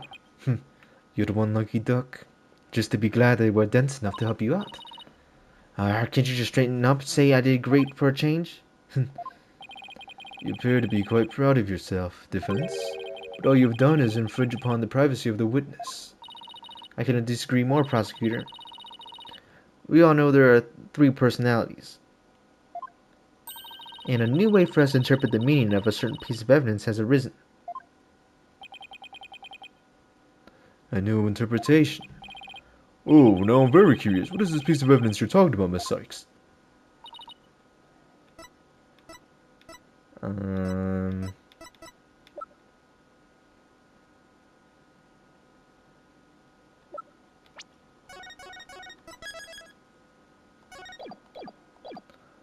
The Karuta cards?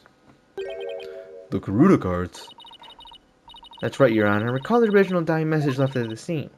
We didn't have a clue as to what 014 could have possibly meant. But now, with this new information on his fourth personality. But now, with this new information about Unedo and his personalities, isn't it possible that 014 actually means the secret 4th personality of Unedo's? As a personality named Owen? What? Bakuna!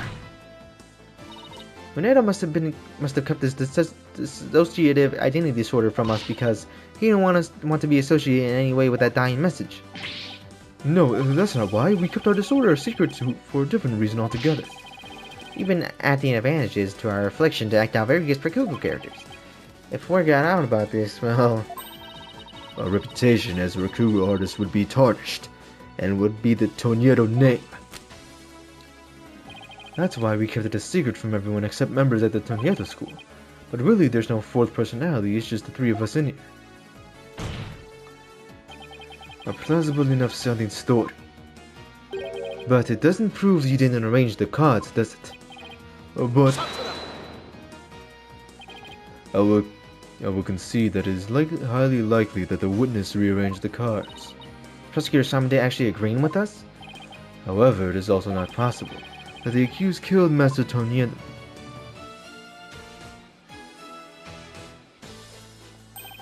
And then left that message in order to frame the witness. And upon noticing the cards when he found the victim's body, Unedo arranged it. A fantastic tale but a tale nonetheless. No one outside the Tornado school knew about Unedo's possible personalities.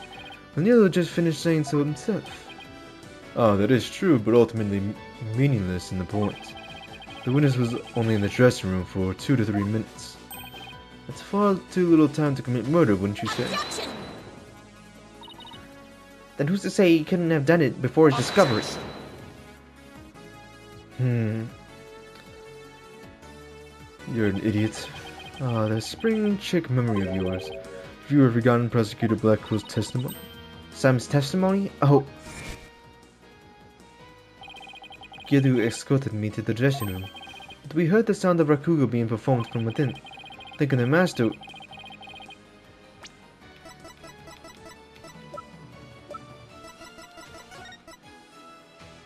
TV can be used as a monitor. The stage from the dressing room, bro. What if it was the TV playing the thing and not actually him playing that? Thinking the master was rehearsing, and we decided to wait in the hall until he was done. That's right. Just until a few moments before Unedo entered the dressing room, Typhoon Tornado was confirmed to still be alive. Not only that, but Unedo was on stage until not just before it was discovered the body. The bulletproof alibi that I have already confirmed with several audience members. I also heard that his Rakugo performance that day was a steaming pile of, dog shit. No, The Rock. Yes, I'm afraid so. Really stunk up the stage, I did. And yet I have a perfect alibi. Indeed. Wanna learn the coup de grace on the witness by describing your alibi, witness? Okie dokie smoky. Oh, what's the dude's name? Peaches? The freaking song by Jack Black? Peaches, peaches, peaches, peaches, peaches. I was on stage until just a moment before I went into the dressing room. The entire audience was my witness. But my performance was a huge bust. Not a single soul laughed. I'll never be able to live down how terribly I bombed during that very important show. Neither was on stage before he found the body, so he could not have committed this crime. It is time to let it all go, defense, and move on. Get this, Prosecutor Samade. For anything, agency never gives up. We're not John Cena. Allow me to say this once more. Let it go and move on. And allow me to say it, I'm never giving up. I'm not John Cena. Let it go and never. This is pointless. You'd have taken advantage of this opportunity while you could, you foolish child. Your worthless convictions only serve as prolonged to the accused suffering. If words will not sway you, then perhaps pain will. Oh no, anything but this.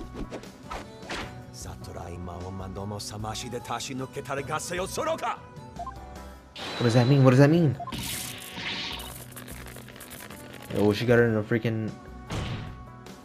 Did she break out of it? What's the big idea, Prosecutor Samade? That was but a small dose of punishment for your misguided convictions. Are you now a bit more inclined to give up as constructed? As if. In that case, you require another dose.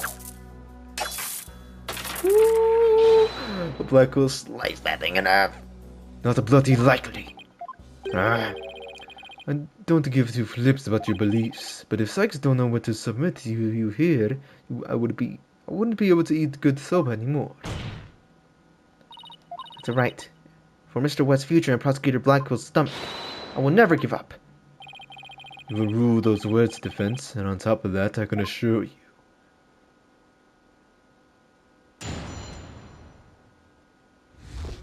Alright, let's see. I was on stage until just moments before I went into the dressing room. The entire audience was my witness. My performance was a huge bust. Not a single soul laughed. Maybe lived down how terribly. The entire audience was... Was there anything special about the stage or your performance that you can tell me? For example, were the lights dimmer than usual? Were there any problems or accidents? Not a thing. Everything was the same as always. Mr. Prosecutor, you questioned the audience, didn't you?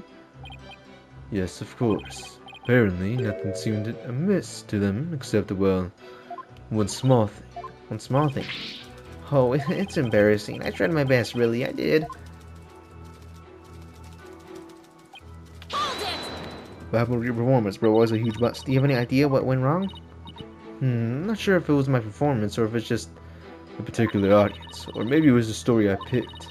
But every entertainer knows that this kind of thing happens from time to time. I guess that makes sense. Still, I wonder how he could have flopped at his own commemorative show. Maybe I should dig into things a bit more.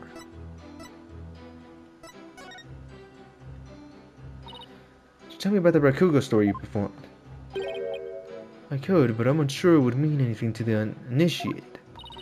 Well, even if I might not get it, can you at least try me? Alright, if you insist. The story I performed is Toki Soba, otherwise known as Time Soba. Time Soba, huh? Maybe Oneto's right. He only said the name of the routine and I'm already lost. So you performed Time Soba, did you? What? You know it, Prosecutor Samade? In the course of my studies last night, I became familiar with a number of stories. I must say, defense, you are well to prepare better at your next trial. Simon, what's Time Soba about? Look it up yourself. Allow me to give you an overview. The story takes place on a winter's night. A man orders a bowl of soba at the street stall. How do you do, sir? I see you've got seaweed topped in hanamaki soba and mixed toppings. I'll have a bowl. There's nothing like a hot bowl of noodles and soba to warm the soul. You know it, sir. One shippoku coming right up. So how's business? Not so great, sir. Is that so? Well then. Well, prosecutor. The customer talks on and on like this. I don't know why I'm so... Bro. I don't know how I forgot his voice, bro. Genuinely. Finally, when he's done eating, he goes to pay for his soap. So how much do you owe? It'll be 16 months, sir. I see. Sorry, but I only...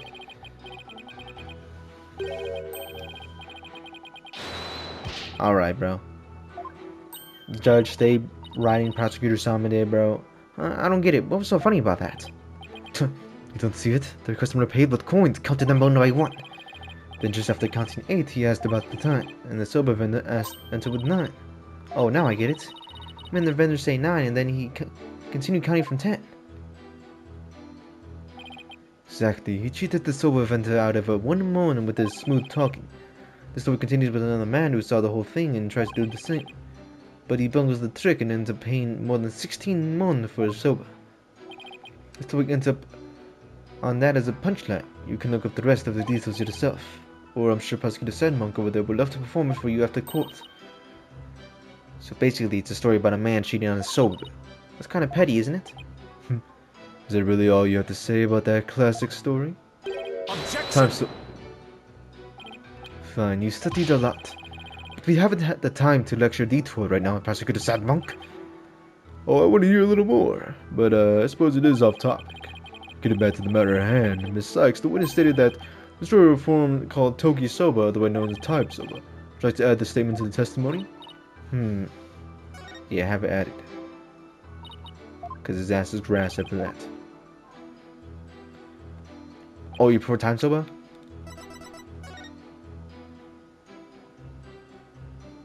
You're supposed to do Soba Gluttony, buddy. Not Time Soba. Lina, hold up. There's gonna be a cut in the video. Alright, buddy. You were not supposed to perform no freaking Toki Soba, buddy. No. And you know, it's interesting odd about the routine he performed. Odd? No, I don't think there was anything odd about it. That's exactly what I find odd. The fact that you don't think it's odd.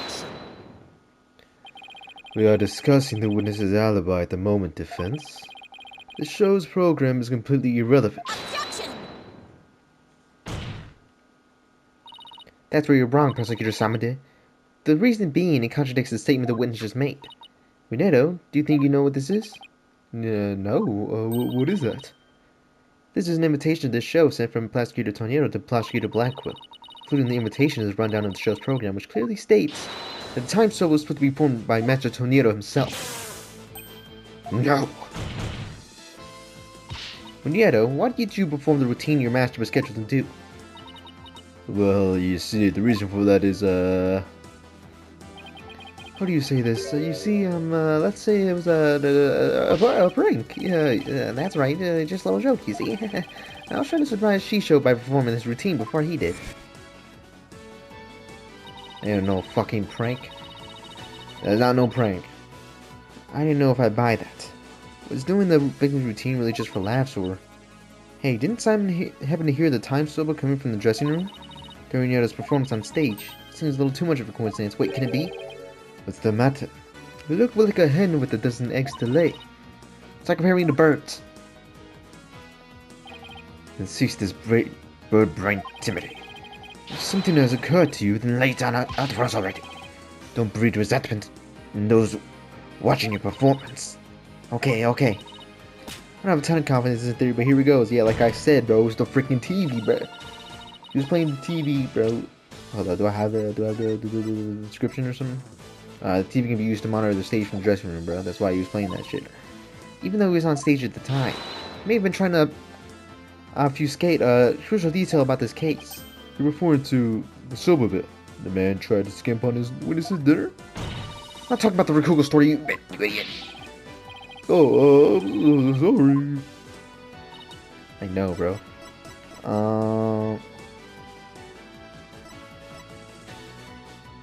The time? I don't know, bro. Might be the time.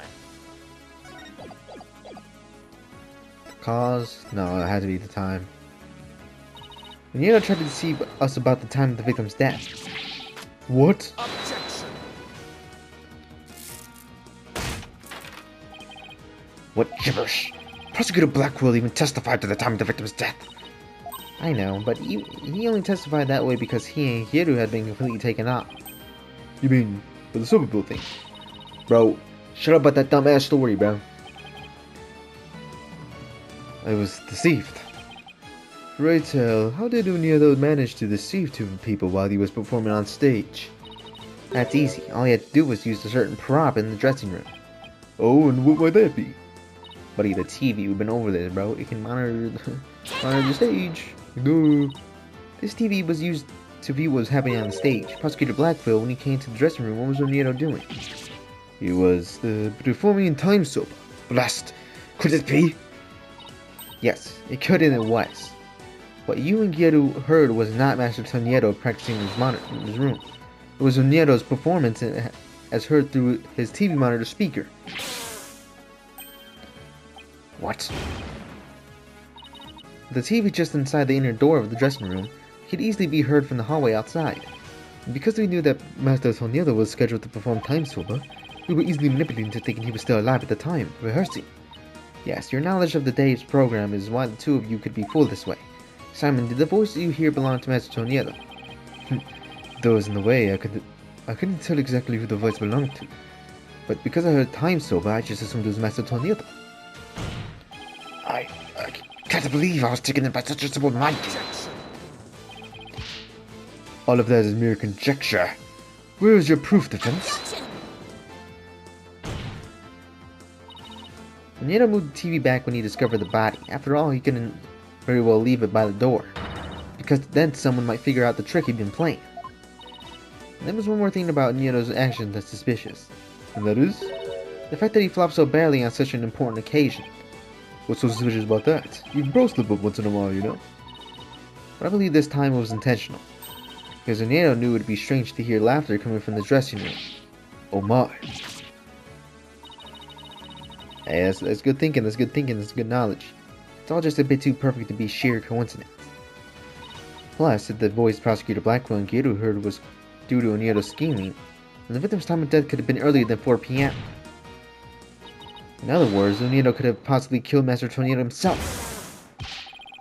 Because you're at the stones now, Onieto, so you'd better confess everything. Dang, that Yahoo. Silent. That dude got shut up, bro. Dude was so cocky, bro, now, and he ran into a freaking Ace Attorney main character plot armor. 3 times. Phoenix, Apollo, and now Athena. I confess, I tampered with the crime scene.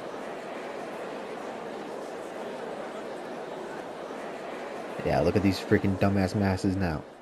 Oh, bro, it was Shirley. Like, no, bro. Yes, his defense's claim that Onieto was the true murderer in this case. If he tampered with the crime scene, then we have to at least consider him a suspect. Now just wait just 1 minute. Yes, I admit to killing the dressing room, but messing with the dressing room, but I didn't kill Shisha. And why did you tamper with the crime scene? I plead the fifth. What?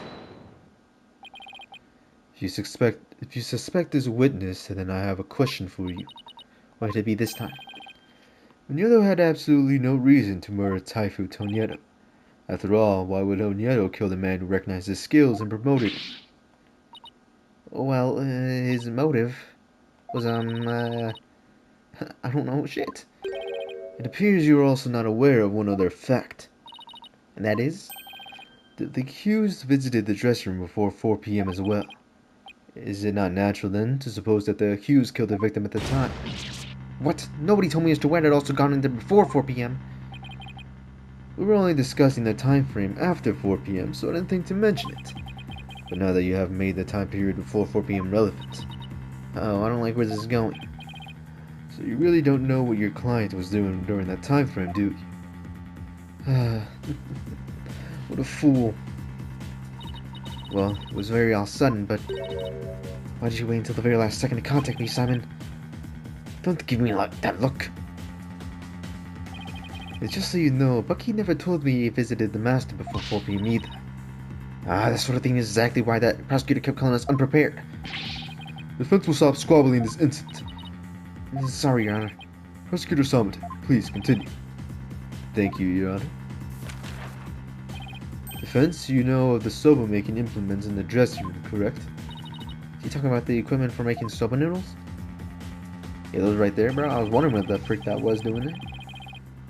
You speak of the large bowl that was used to mix buckwheat flour and water. The long rolling pin and the special knife that is used to cut the dough into noodles?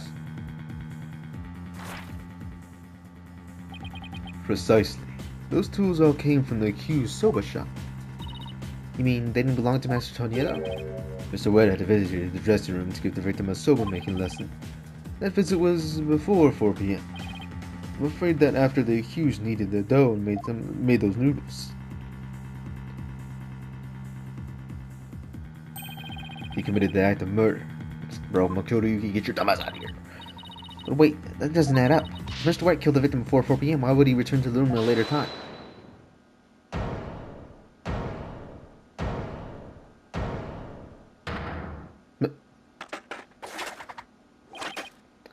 What's soba? You're kidding caboodle when it comes to noodles. Oh my.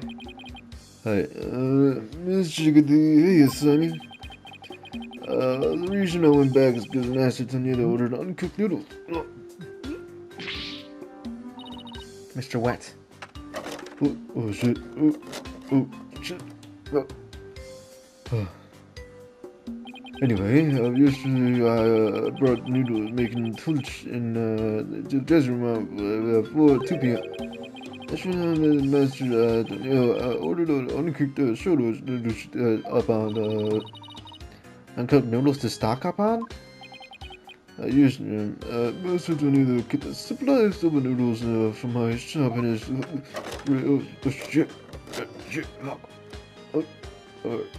cool. He only had like one serving left, so I went to my shop to get some more. One serving of noodles in the fridge, but I thought the fridge was practically empty. Anyway, the whereabouts of the missing noodles isn't all that important right now. You ran into me in Yedu when you came back to deliver the uncooked soba, correct? That's right, Jamie. I made time out of my busy day to deliver noodles.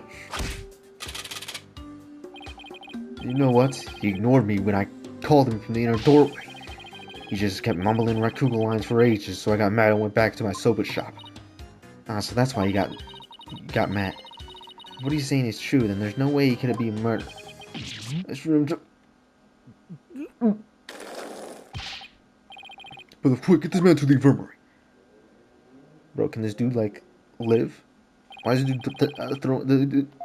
dude throwing up like every 3 seconds? Your Honor, please accept the statements Mr. Witch has made now into evidence. I believe the accused's statement is to go into the room at around 2 p.m. is true, for it falls within the victim's estimated time of death. It opens up the possibility that the crime was committed between 2 and 4 p.m. That's some critical information. Yes, Your Honor, but other than that one point, Mr. Wett's statements are dubious and without proof. Objection! But they are the words of the defendant himself. Simon, back me up here. Here's the point. If I were the prosecutor, I wouldn't accept them either.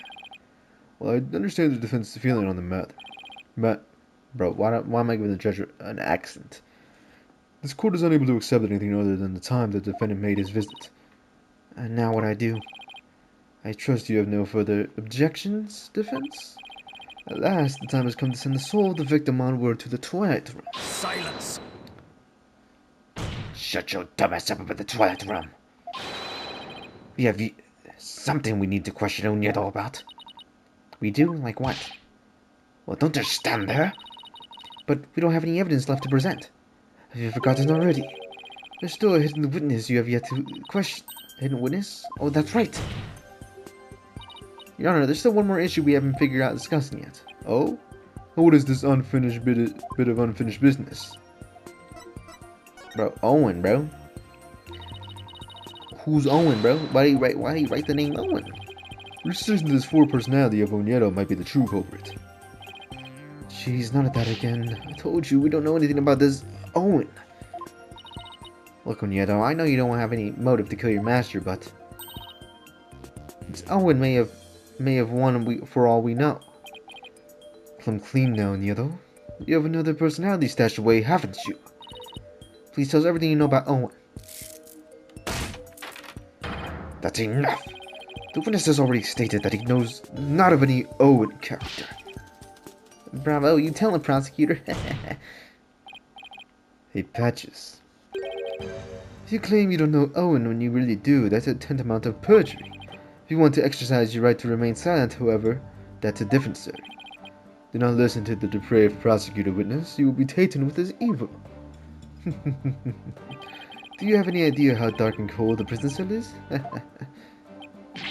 I exercise my right to remain silent. What's this now? Changing horses in midstream, are you? Just shut up, I remain silent, that's it. Patches, you fool. You stay out of this. Patches is not the brightest bulb in the box you call a noggin, is he? The fact that he switched from I don't know any Owen to I would remain silent is proof that he does know about an Owen. There it is again, Simon's formidable psychological manipulation tactic. I'm sure glad he's on my side today. You dirty, despicable, depraved prosecutor! You're leading the witness! Witness, there is no need for you to submit yourself to the defense's questioning. Your Honor, Nieto's definitely hiding something. Please allow me to question the witness about the existence of Owen. I suppose only this witness can perform or deny the existence of Owen for us. Very well. I will allow the defense to proceed. Bakuna. What you doing myself, Samade? Alright, tell me about Owen. I've never met any personality named Owen. Patches was just blurting out some nonsense in a panic. We're always aware, so we definitely noticed if a personality like that showed up. How dare you treat me like a criminal based on mere conjecture? Wow, how am I supposed to deal with the testimony of these three personalities? Unlike you can prove the existence of Owen here, it's all over. You best screw your courage to stick in a place and attack the testimony head on. Alright, I will. Just stop piling the pressure on me. I have to draw out some info, anything to drag Owen out into the pool open.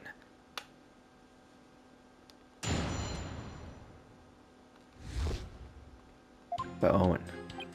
There are many personalities named Owen. Patches is just blowing out some nonsense in the panic. Bro, press Patches, bro. But what if for some reason you three were unconscious at the time of the incident? The three of you weren't alert or aware. What would happen? Oh, what would happen? I'm not even sure. What do you mean? I mean, you three share the same memories, right? But what if Owen is different? What if he has separate memories separate from you? Maybe Owen emerges when the three of you are unaware or unconscious. Right. Instead of speaking as this fourth personality is a foregone conclusion, I suggest you prove its existence first. We've already seen three personalities. Fourth one would be a stretch. What a fool. You dishonored the victim in this court by jumping to conclusions without proof. Have you ever heard about these old sayings, Prosecutor Samade? What happens twice will happen thrice. If you see one, they're likely 30 in your home. I'm basing this theory on mere premises. Comparing us to cockroaches. Do we bug you that much, girlie? But how do you intend to prove it? How will you prove that all three personalities became unconscious, as you say? Unless you can do that, all this talk is merely empty speculation. Well, Don't be timid. Do you have it then? Find it. Looking for something that could render Onyedo and the others unconscious. Simon's right, I can't back down now. For my client, Mr. Wet, I have to... Wait. Mr. Wet. Maybe if I were a lump of regular flour dough for udon noodles and fresh like soba, and you don't about three freshes.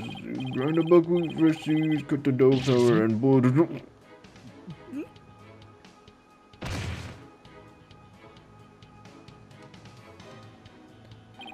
He's blacked out. Mr. Wet fallen unconscious. Wait a minute, I think I've got it. Besides, do you have proof to back up your theory? Fuck no, I don't.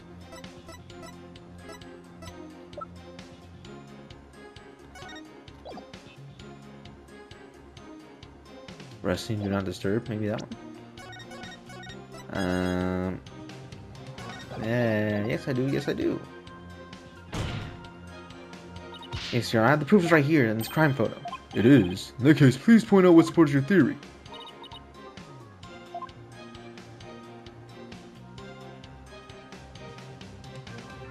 The pot, maybe? This note? Take that! Nope. Nope. But what is that? I'm hearing some kind of noise. I don't know what it is. Your Honor, I do. It is. In that case, please point out whatever the hell you're talking about. Okay, eating, camel drink. It's probably all that. This paper rare. Take that!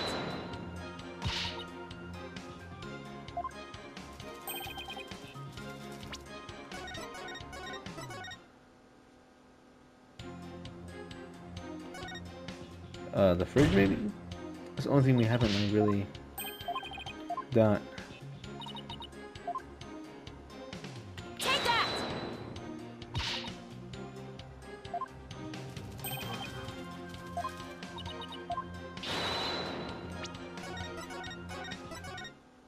What?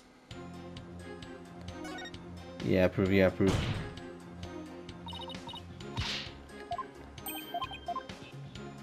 And this. Take that! Yeah, I'm gonna say no. I'm not gonna lie to you. No, I don't have any proof. No, no, no. I'm afraid not, Your Honor. Of course you did, Athena. Have a look at the crime scene photo. Okay. What? Get over the head of what? I did the pots. I did that stupid ass rolling pin. The makeup. The table shifted a little. That's because you moved the TV.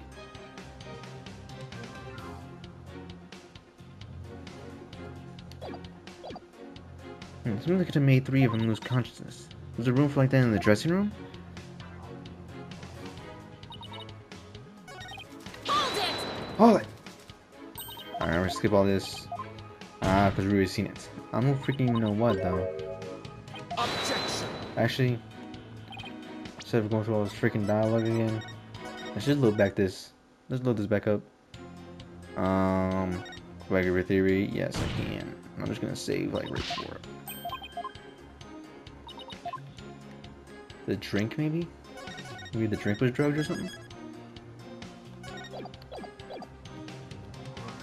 Take that!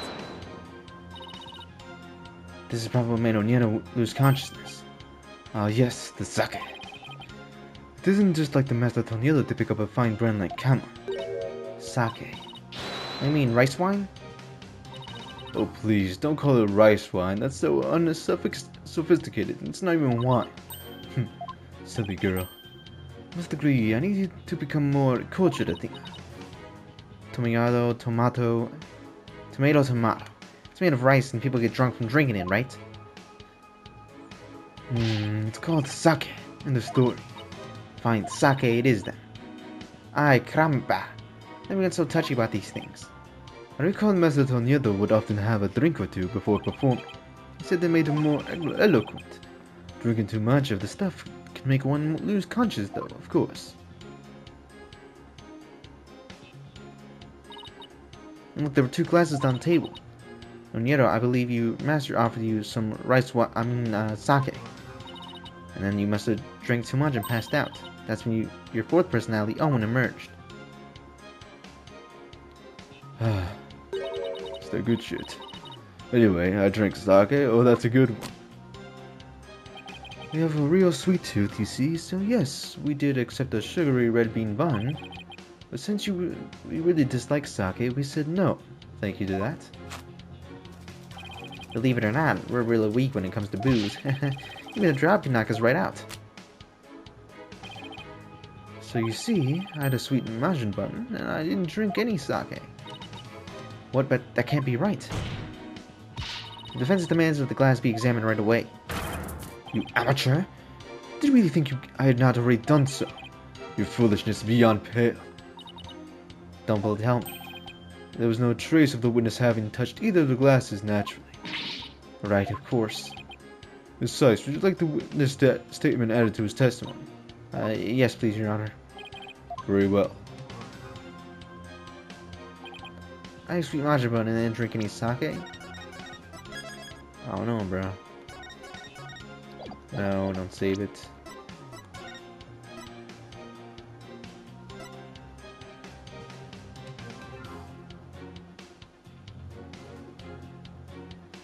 soba noodles from scratch in the dressing room. The room's covered in soba flour.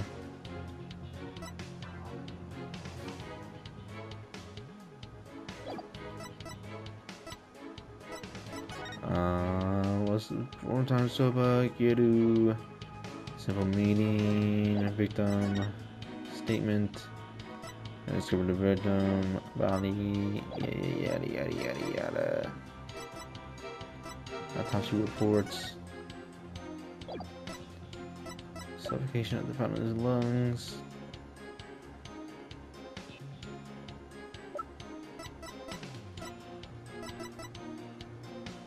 I don't even know, bro. I'm gonna present the photo, maybe? That's it? Or maybe the note that's left. Objection! Okay. You know, we might press it and then come back to it if we can. Street modular and drink me sake. So we hadn't had even a tiny sip of sake, you'd conked right out, huh? That's why you didn't touch the glass after Master Tornado offered, correct? Yes, that's right. And maybe you ate something that had sake in it as an ingredient. Oh, did say what? It's the same brand, Camel. I don't call anything like that. Maybe he didn't recall doing it, but that doesn't certainly mean he didn't. You might not have known that he did. I better take another good look at the evidence. So he didn't drink sake, huh? Oh boy, now we're in trouble. Okay, I think we gotta press it. I don't think there is anything in the court record, what?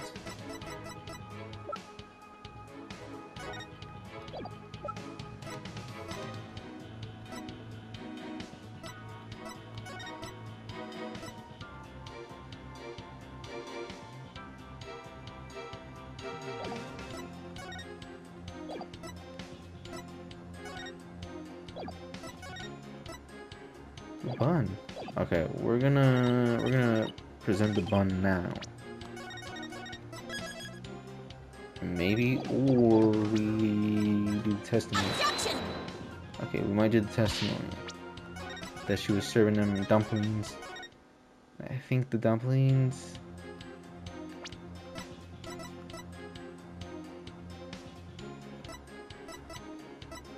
Right. This doesn't say anything about no sake. Objection! No. Brother.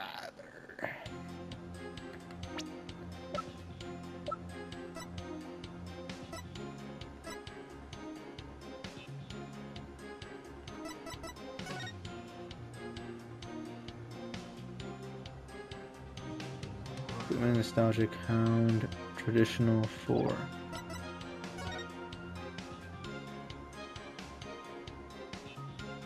Swig gluttony. It's not this, I presented that already. Suffocation. This? Objection! This shows what most likely made Onieto lose consciousness. That note. Are you feeling lightheaded, child, or perhaps a bit peckish? I'm not hungry, my head feels just fine, thank you very much. Look at the paper this note is written on. Isn't there something familiar about it? What exactly is your point, Defense? This faint design here reminds me of the paper from, Sake and Bun. Yep, it's a piece of the wrapping paper on the box of the manju buns by the victim by the floor. Well, you may have not have drunken any sake, but you did eat a sweet red bun, right? Well, yes, that's right. I don't know if you're aware of it or not, Onieto, but I believe the manju bun you ate caused you to fall unconscious. The bean bun? But how? Because those buns contain a secret ingredient. A very punchy secret ingredient at that. A punchy secret ingredient? Yes. The design of the wrapping paper matches that of something else in that room. It does. Yeah, it was laced with weed. Take that! Some call it an edible. The camel pattern. It's the same one as the... It's the same as the one for camel brand sake.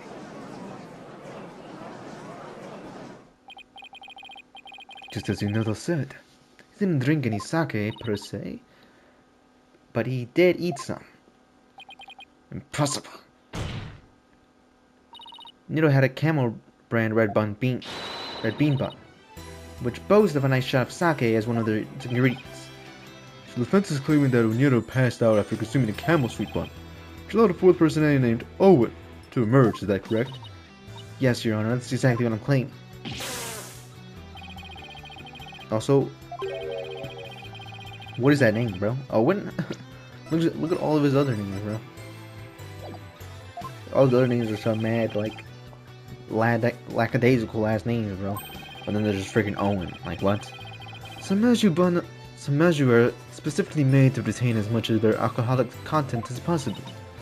What kind of lightweight do you think I am? Even I wouldn't pass up for me a simple maju. Then how about we test that theory? What do you say, Your Honor? Seeing is believing, as they say. Very well, I will allow the test. Thanks, Your Honor. Simon, go buy us some camel maju on double. And don't forget to get me one too, okay? Right, must I? While you're at, Prosecutor Buckhill, will you give me one as well? And give me a red Marlboro. Not the courthouse stable, boy, you know. But just this once, twice. Taka, I'm counting on you.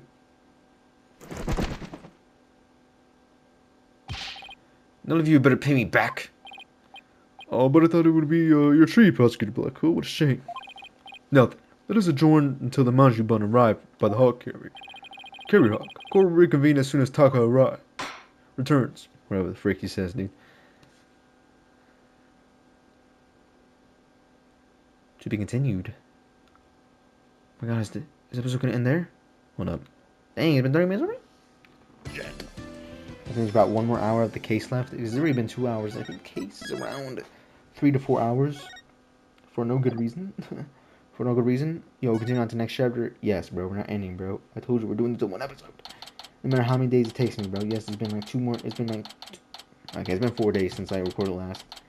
But still, man. May 13th. Oh. Now that the sweet buns have arrived, this court is now back in session. Go on, eat up.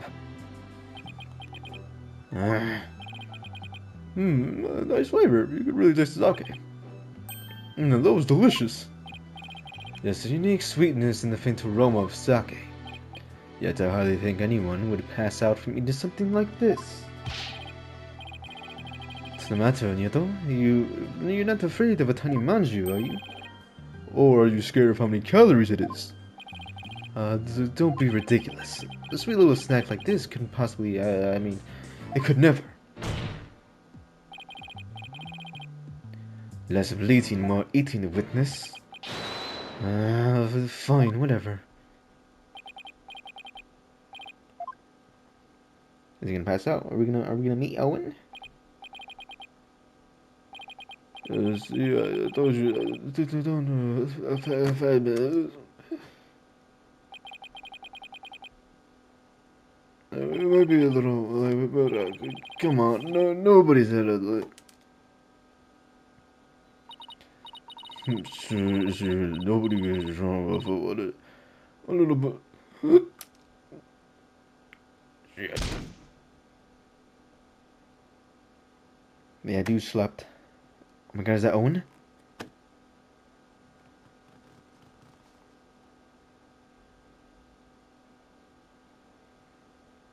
Owen, is that you? Ooh, and looks like it worked. Oh my, witness, please tell the court your name and occupation. Oh. What the fuck? What the fuck? What the fuck? Oh, my name is, Owen? I'm 5. You're 5 years old. Am I in trouble? Please don't yell at me. Oh. So he's Odiero's fourth personality? No, it's an act, buddy. It's an act. You ain't slick, bro. Your eyes are not slick, bro.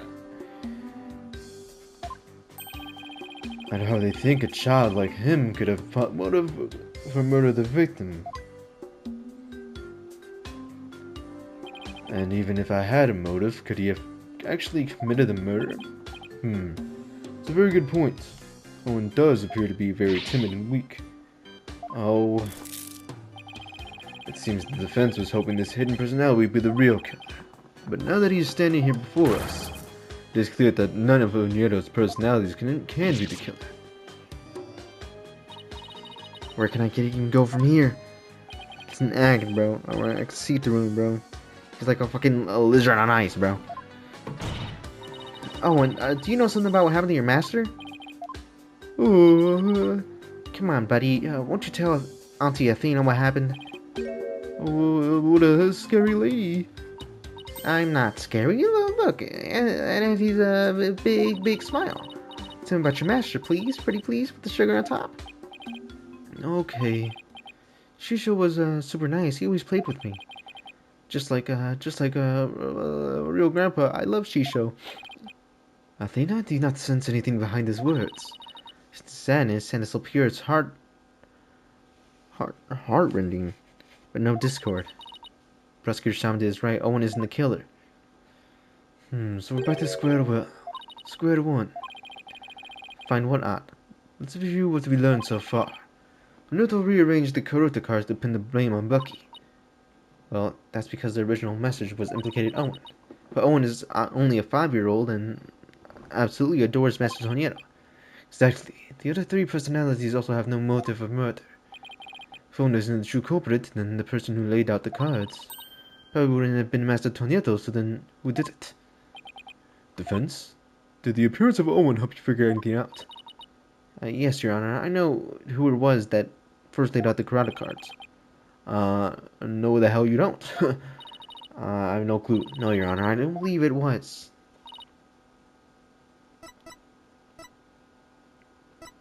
Nero's 5th personality? The true killer. I believe the person who laid out the cards is the very person who killed Taifu Toniero. How quickly you move on from into a new target. Even Owen's theory proves false. You pull Kuna. I don't know what a pull kunan is, but I don't know. I know definitely not what. Before you start with the sermons, why don't you hear me out? Yes. Let me hear you out. You said who? The grandma from Hoodwinked. Well, that's just my type. No, bro.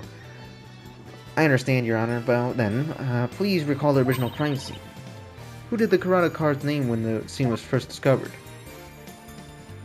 And let's see. I believe they implicated the defendant, Bucky Wet. That's right, but when we found out that the message originally read Owen the Fourth. Which implicated the young boy, Owen. Exactly, and the person who rearranged the cards was undoubtedly Owen, Unieto. Unieto may have kept silent, but we can be sure he already knew his master was dead. His tampering with the crime scene using the TV all but proves it. I confess, I tampered with the crime scene. The reason Unieto arranged the karate cards and moved in the TV was because he saw Owen the Fourth message and was convinced Owen had committed the crime. Right on, Prosecutor Blackquill. It would seem that Owen and the other 3 personalities don't share the same memories. But really, there is no 4th personality, it's just 3 of us in here. Unieto feared that Owen had killed Master Toniero, so he had tried to hide Owen from us. Oh, but it turns out Owen is but a 5-year-old child, incapable of hurting a fly, let alone his beloved master. So naturally, the culprit must be someone else. This somebody else, the true killer, pinned on the crime on Owen. But who? The dumbass clown? I see, that does make sense.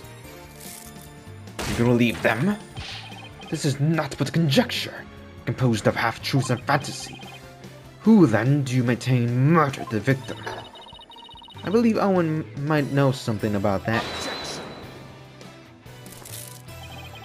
I refuse to allow such important impromptu testimony from a 5-year-old, no less. Such a young child isn't capable of producing anything coherent. But it does. I saw it. I saw Shisho getting. Owen, you do know something. Yeah. Oh my, is it true? If so, we must have Owen testify immediately. Don't you agree, Prosecutor Samade? Ah, It's alright, Owen. Go ahead, tell us what you know. alright, what your dumbass gotta say, bro? Shisho was standing with the knife in his hand. Blood was dripping into... No, bro, that's not what he sounds like. Blood was dripping into Shisho's face, getting all red. I couldn't move at all. I was so scared, I passed out. This is the eyewitness testimony from the moment of the murder? Owen, can you tell us anything else about what you saw? I was so scared. Oh, so scared. Owen. His emotions are spiraling out of control. Something must have really frightened him. Is he alright? You good, Blood? His emotions are running wild because he's trying to recall something frightening to him. We're opening a therapy session right away. I see. Yes, please do what you can to help the poor boy. Instead of stomachs for crying. We're going to find the cause of these out-of-control emotions pronto.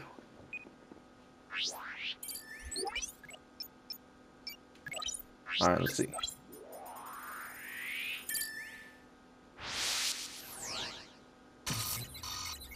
Okay, he's overwhelmed with sadness. Shisho was standing with a knife in his hand. Blood was dripping onto Shisho's face, getting it all red. I couldn't move at all. I was so scared, passed out.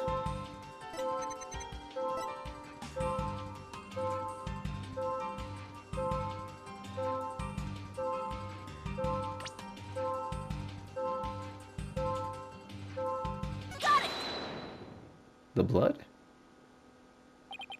Yeah, blood was dripping down onto Shisho's face. Blood? I don't remember seeing any blood in the crime scene photos.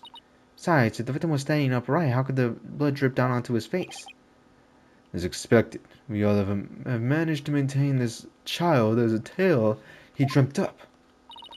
Guess it's little weird for blood to drip onto the victim's face if he was standing up.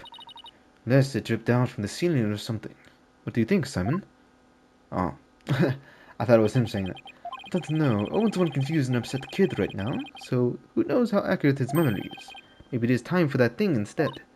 Huh, what thing? That thing you and your cohorts do? What do you do, rotate your thinking about? Oh, you mean turn your thinking around? Yes, whatever it is, it's the same thing anyway. Either way. No, it isn't. You ever heard rotating your thinking? I mean, rotate is, hey, wait a minute. What? You know what, Simon? In this case, I think rotate just might work perfectly after all. Come again? All you need to do is rotate things by a 90-degree angle.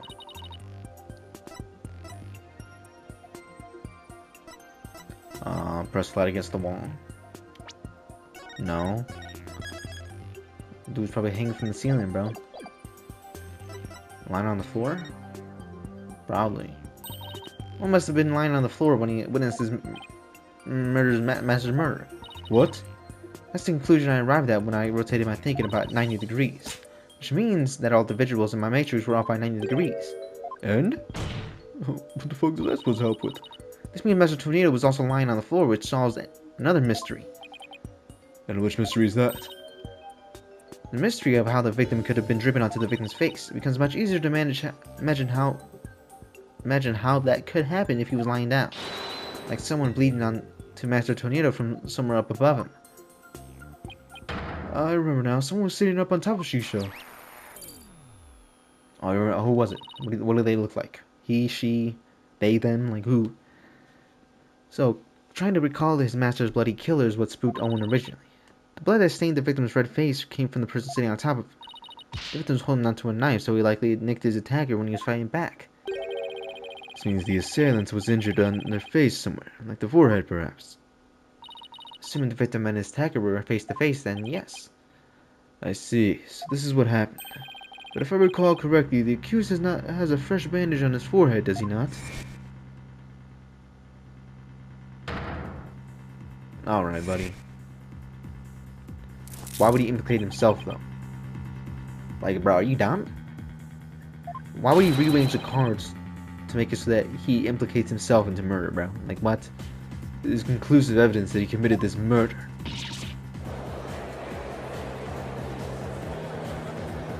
Imagine it was actually him. I mean, he does act stupid as shit and then locks in just out of nowhere. It seems you've dug yourself into a pit you cannot crawl out of. Even though I figured out the reason for Owen's out-of-control emotions, all I did was raise further suspicion against my own client. What do I do now? What's the matter? You aren't thinking of throwing in the towel, are you? It looks bad for Bucky. I mean, he had both motive and opportunity. Plus, he has the injury on his forehead. Your Honor, I sense that the defense is finally ready to let it go and move on. Well, Miss Sykes, I understand that you don't want to give up on your client, but I won't allow you to prolong this trial without a good reason. Bro, look at these stupid-ass masses, bro. I swear, dog. I really don't want to back down, but... Silence. Adelina, are you John Cena? I wouldn't say that. It's just... Do you remember what you said to Bucky earlier this morning? You mean you believe me, man? Of course. No matter what, I believe in you to the very end. You also said you were not the John Cena. Are you stuck in that line of thinking? Whoa! Motive, opportunity, and injury to his forehead? That's all it takes to make you stop believing in your client? Tell me again, who are you to Bucky? I'm his Miss Chickadee lawyer. And you do your duty and believe in him until the very end. I will. Simon's right, but I'm Bucky's lawyer, and he's depending on... Defense team, please, no fighting in my courtroom. Defense is ready to resume, Your Honor. Prosecutor Blanco was just giving me a pep talk, that's all. Thanks to you, Prosecutor. Didn't do it for your sake. I did it for the future of West Hobart. Yeah, I got it. I'd like to now continue the therapy session. Oh, would you be alright with that? Okay. So, somebody was sitting on top of the shisho bleeding from the forehead and smooshing something in Shisho's face. It's funny. What is it? I still hear discord in Owen's voice, and I don't sense any inconsistency between his statement and his emotions. There doesn't seem to be any contradiction in the testimony itself either. So that's it, huh? Did you figure something out? Your ability to sense emotions is making you focus too much on his feelings, Athena. But there's actually something he's been very vague about in his testimony. If you can clarify what he's feeling and uncertain about with some evidence, you should be able to move forward from there. Okay, makes sense. I'll give it a try. I just updated Mood Matrix with the new information and we're ready to go. So, I just need to present some evidence on what Owen is being vague about, huh?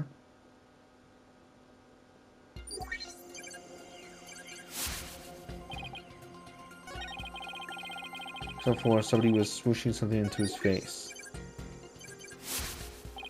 I couldn't move at all. I was so scared I passed out. Something. You can't solve this with a rigid thought process, trying needing a mind as well. Yeah, my mind, it's not a sober dough, you know. Looks like you've learned a lesson or two about making sober at least. You think? I've only been hearing about it all day today. Well, even with a tiny bit of knowledge, you ought to be able to find your answer. And Simon, he figured something out again, hasn't he? What does the sober making process have to do with what Owen is unsure about?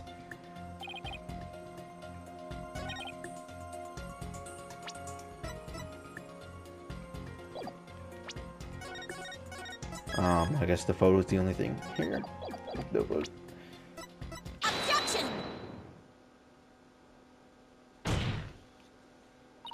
Let's put a name to the thing Owen's uncertain of, shall we? By identifying the murder weapon that was used to suffocate the victim. Fortunately for us, I spied the murder weapon right here in this crime scene photo. Unfortunately for you, I spied nothing of the sort. You must be a dumbass. The police did not spy anything of the sort during their investigation either. Pray tell, what is this murder weapon you see?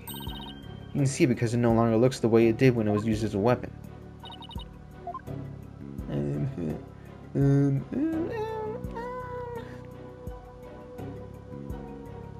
Bro, what? It wasn't the sake. It wasn't this. It wasn't this. It wasn't this. Didn't look like a murder weapon. Buddy, what? Socket? Like, no, bro. Not that. It didn't look like a murder weapon? I don't know, that? Let's save right quick. Take that! Nope. Nope. That? Take that! Nope.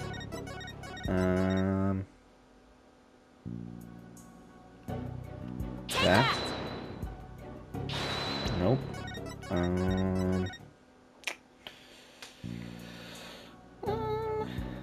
The bun? Oh, the flower. Dude. It had to be the flower, bro. I guess it wasn't. I guess it wasn't. Bro, what?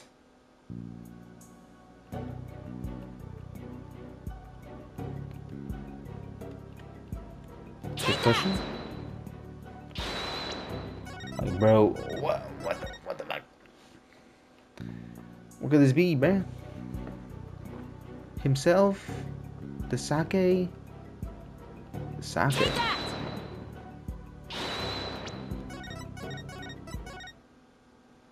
Like, buddy, I don't know. The table, the flower.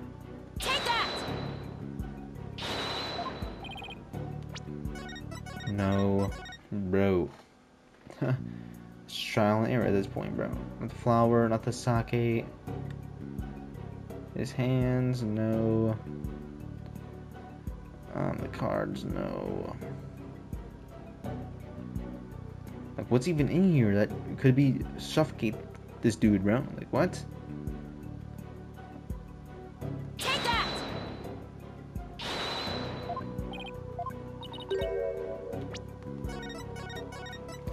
Buddy, what?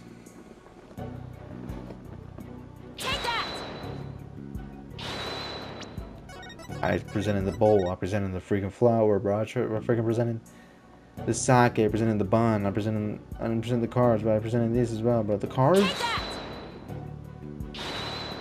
Nope. Yo, what?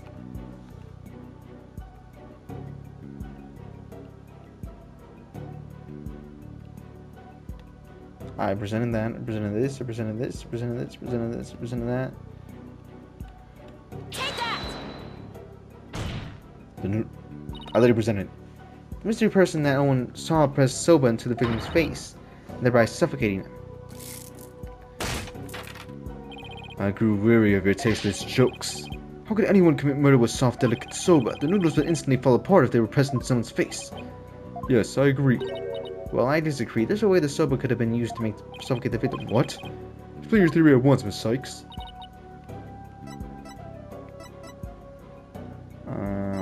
Balled up soba noodles, uncut soba dough. The culprit must have used the soba before it was cut into noodles. In other words, the murder weapon was a raw soba dough. What? So then they had to cook it. Cooked it. Order in the court. Yes, soba dough could definitely be used to suffocate someone, couldn't it? Who's the only one here who knows how to make soba? You must be an idiot. The accused will finally face justice thanks to the foolish lawyer before me. What are you talking about? Allow me to summarize your statements. As the accused was killing the victim, he was slashed in the face by the victim's knife. The weapon used to suffocate the victim was with the dough in the dressing room. He then disposed of the murder weapon by cutting the soba up into the dough into noodles. Why you snowball me? Makoto, come help me out real quick. Afterwards, the accused put the victim's face into the bowl of soba noodles and broth to wash the blood that had dripped onto the victim's face on his own. And there you have it, the true sequence of events behind this foul affair. Now wait just a minute, I never once said that Mr. Wet was the culprit. But who but the accused knows how to cut dough into noodles, defense? That's a very good point, Prosecutor Samade. I heard that the cutting soba dough into uniform noodles requires a considerable amount of training. But then, what about the dying message? How do you explain that? The defendant wouldn't have known about Uniedo's own personality. Perhaps the victim was simply playing with the cards, and they held no other meaning. Perhaps he spelled that Owen name in jest sometime before his murder. That's true. From Owen's testimony, it's clear that Master Tornado cared for the boy. It appears we've arrived at a compelling conclusion. Taking together all these points paint a convincing picture of the defendant's guilt. Why would he incriminate himself, though, buddy? Owen, is there anything else you can tell us? Doesn't matter how small of a detail, anything will do. Oh, you're scaring me. Oh, I'm sorry, Owen. Auntie Athena didn't mean to raise her voice. To be gentler with him, I can't forget he's only a 5-year-old. No need to be scared, okay, sweetie? Just tell us anything you can remember. Well, when I woke up, the person who killed Shisho was standing over me, bleeding from their head. Oh, when you saw the killer's face? Oops, I did it again. So, who was it, Owen? Do you remember? Oh, I don't know who it was. I'm picking up some noise. That means there's still something to uncover in Owen's testimony. Shut the fuck up! I don't know what Owen saw, but suffice it to say, we were analyzing the dreams of a child. He wasted enough of our time, Defense. Let's go and move on. No. There's still discord in Owen's heart that needs to be addressed. Therefore, I can't give in here. Owen, do you think you can continue your testimony for us? Okay. Under the new info, run an update. Alright, bro. Tell us what we see here, bro. Shisho had blood on his face and a knife on his hand. Okay, that's what SoJ did. Okay. He was on the floor and somebody was smushing dough into his face. I couldn't move at all. I was so scared, I passed out. When I woke up, the person who killed the Shisho was standing over me. You were happy? The fuck, why were you happy? Hold up. I gotta end it in this even hour. What? Got it! Are you happy? Just because you've seen a clown? Despite witnessing the culprit's terrible crime firsthand, Owen experienced the positive feeling, one of relief. The person the witness saw was no stranger, rather it was the accused. Therefore, it's only natural that he felt some level of relief when he saw a familiar face. Defense, and this man is sincerely your soul no more. Owen, who did you see? It's a nice smell. I love the smell of that perfume. Also, it was a woman. Who's the only woman in this court case? Because she no longer has an alibi, considering the death was, I don't know, before the time where she was with Black Quill. It was the smell of that, you can do it. Try to remember, Owen. Oh, that smell of a... Are we dead ass? Roll this bump. These bum-ass motherfuckers would say, "No, don't wake up!" They certainly have their hands full today down there. Let's continue with the trial. Despite Owen's testimony, is the opinion of his humble servant of the Holy Mother that the child's words are insufficient to clear the accused of suspicion. What about the scent of perfume Owens mentioned? I believe it's a clue that will lead us to the true culprit. But there are thousands of perfumes in the world. It could even be the scent of the hair product the accused uses. He does have one amazing hairstyle, so that's certainly possible. Wish I had hair. Bro, Makoto Yuki, get your bum ass out of here. The word I missed. The witness is a 5-year-old boy. He cannot tell the difference between conventional perfumes and hair products. Why couldn't you have gone for a crew cut or something, Bucky? What's more is that there's the only person who can get soba noodles with such precision. It's the accused and no other. Hold up. Didn't he say he ordered noodles? There was some in the fridge. The fridge was emptied out. Yeah, buddy. Whoever freaking did that is cooked. And so the person Owen saw at the scene of the crime can only be the accused, Bucky Wet. What the hell? What the hell? What the? Hey. I never used hair products to the smell. I wore some like that, that smell that, you get into the soba. Boom, check it. Oop. Is this dude riding a skateboard? Bro, look at freaking Black Hole. They're aura farming, bro. Mr. White, aren't you supposed to be resting in the infirmary? Whatever. You think I'm gonna let my soba stink of perfume? Try to chill the soba for yourself and see. I believe we have no choice but to try it. Strictly for examination purposes. Of course. Now then, let's dig in, shall we? Hey, slurping on that. Hey, Judge, what that mouth do? What that mouth do, that she? You never know, Satan!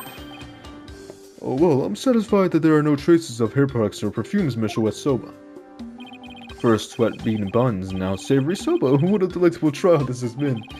This texture is different from the soba I had the other day. It reminds me of a dish we have in Korean called banupun. What you think, Miss Chickadee? My soba is pretty good, isn't it? It's delicious. Don't you think so too, Simon? It still pales in comparison to the late father's cuisine.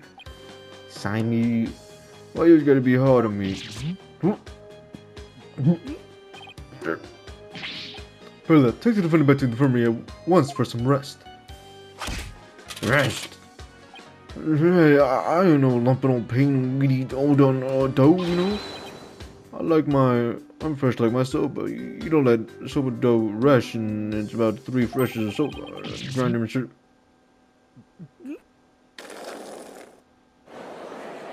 Yeah, bro, get your ass out of here, bro. Get back to the infirmary, buddy. The prosecutor over there, freaking Blackwell, freaking embarrassed. Good grief, oh, what a defense. At least Bucky wasn't the source of the perfume smell. Wait, smelly perfume? Looks like you remembered something. The phrase smelly perfume reminded me of a certain somebody. Oh, and who might that be? You're the only woman in this case, bruh. Netanyahu! Like, no, that was Netanyahu, dumbass. Geru Tonieto? Yeah, she did smell very nice, didn't she? Just a moment of defense, you would throw suspicion on Geru because of a sense. Your Honor, there's no need to go along with these ever-changing claims of the defense. She's clearly, what does Phoenix Wright call it? I don't remember, bro. I'm not gonna lie. I thought I was gonna be able to think of a. She's clearly bluffing. There you go. They're bluffing. But Gieru could have been at the scene of the crime. Yes, but You'll get those balloons of hers if we call her back to the witness stand. All right, bro. All right, bro. how vulgar! Your Honor is not interested in such things. Setting the matter of her balloons aside entirely, I do believe it is appropriate to ask Giedu some questions given the circumstances. This has nothing to do with her balloons. Of course not. Thank you, prosecutor. Gooner! What if the judge would be a gooner?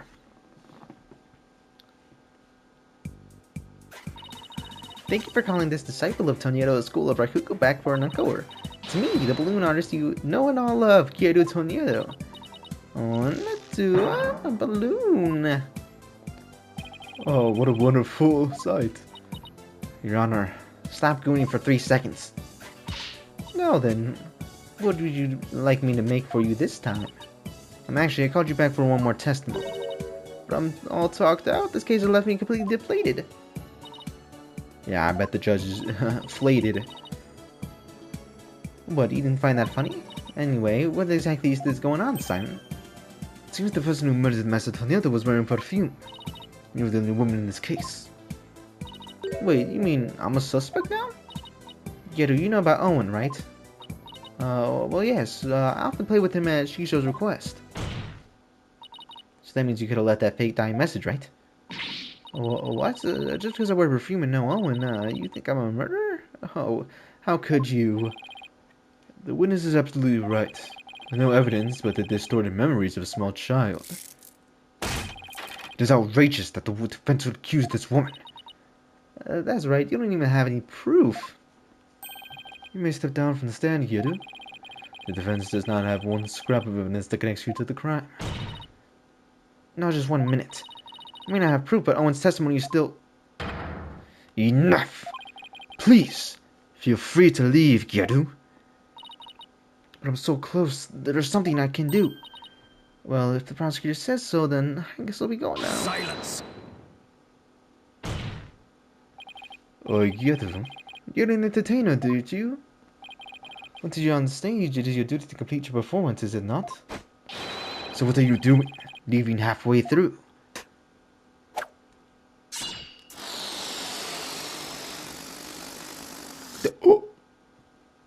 Yo, Giru, what's the bandage on your forehead, bruh?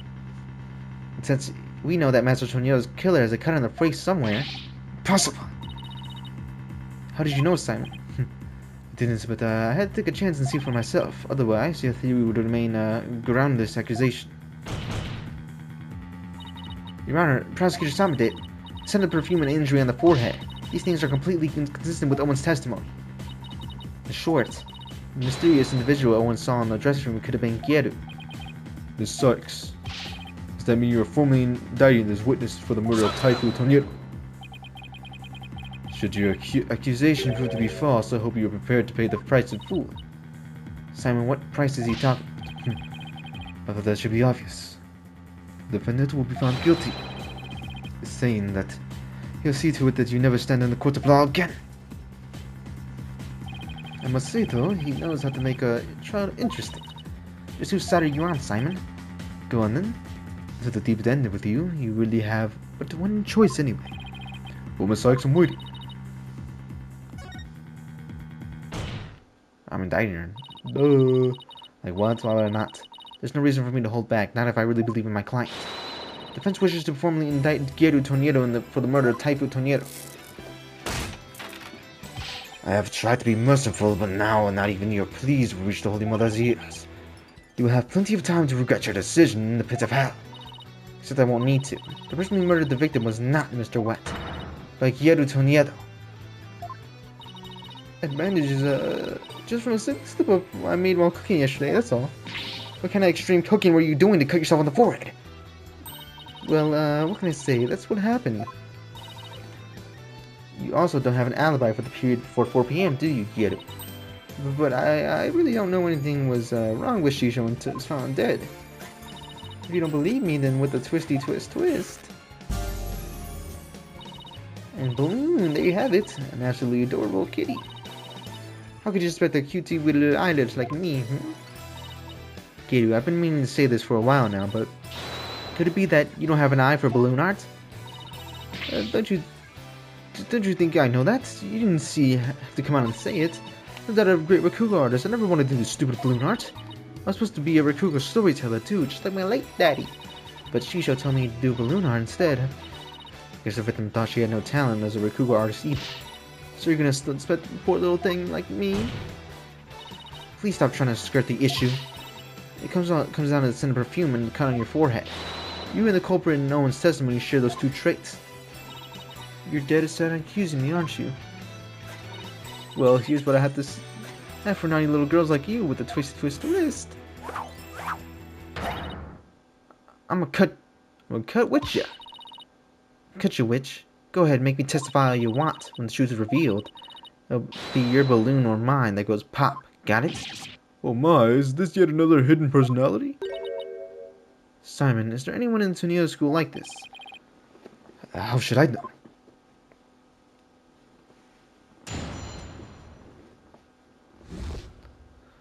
What I did before the murder, alright, let's see. Yeah, I visited the dressing room during that time to make a courtesy call after my act. Shisho and Owen were there, but they were both snoring up a storm. I saw no Shisho left, so I just left. Didn't want to disturb them, you know. The perfume Owen smelled must have left over when I visited. Just not go over like that, bro. So Kate was saying she went into the dressing room, but then left right away. Don't take her for her word. Come on, do you really think I would? I'm just trying to figure out how to get her to talk what really happened. Now then, Miss Sykes, you may proceed with your cross-examination.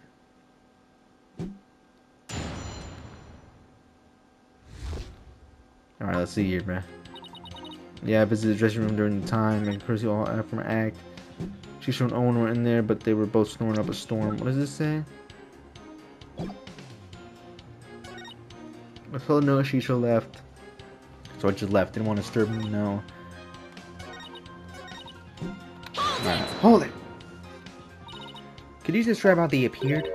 They were both stretched out on the floor, snoozing anyway. Sitting the victim up over the table must have been the culprit's doing. After all, he wouldn't stretch out on the floor if they had taken a nap. Plus, that matches up with what Owen said in his testimony. But if he was to sleep, how could you tell it was Owen? How did you not know it wasn't Onyeda? I've known the guy for ages. One look at his face and I I know which one I'm dealing with. I see. Hold it! Where'd you find your master's note? I don't know. I can't remember. Did you notice anything else unusual or out of place in the room?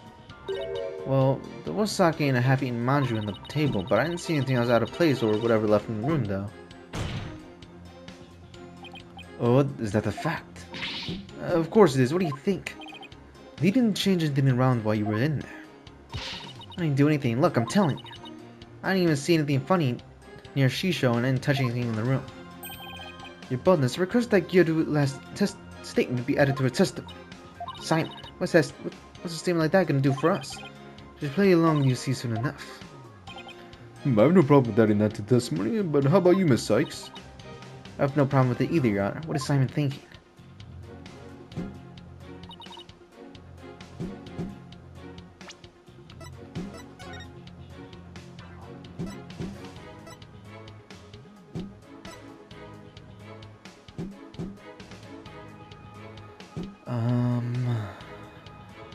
What?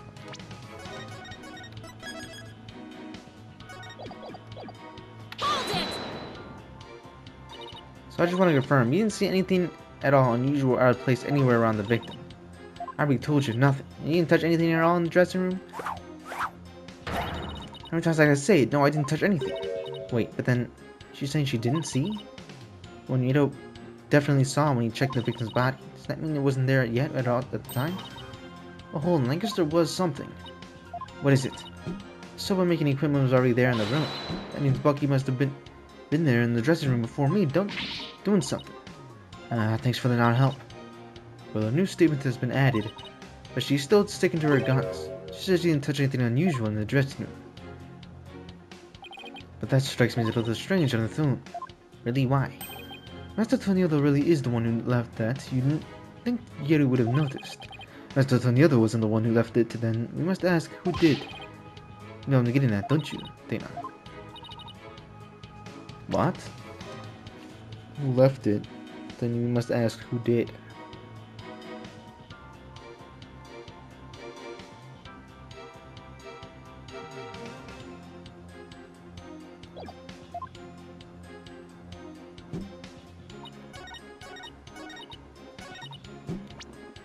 The TV?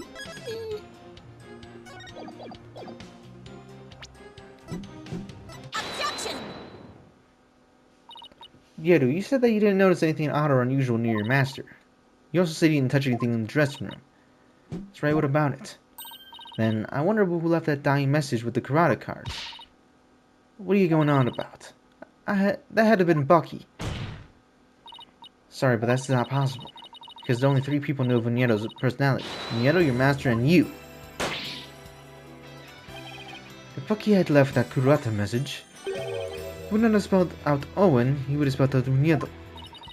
What it boils down to is this. As a member of the Toniero school, you, Gyeru Toniero, are the only one who could have left that dying message. And the person who left that message is clearly that you are Master Toniero's killer.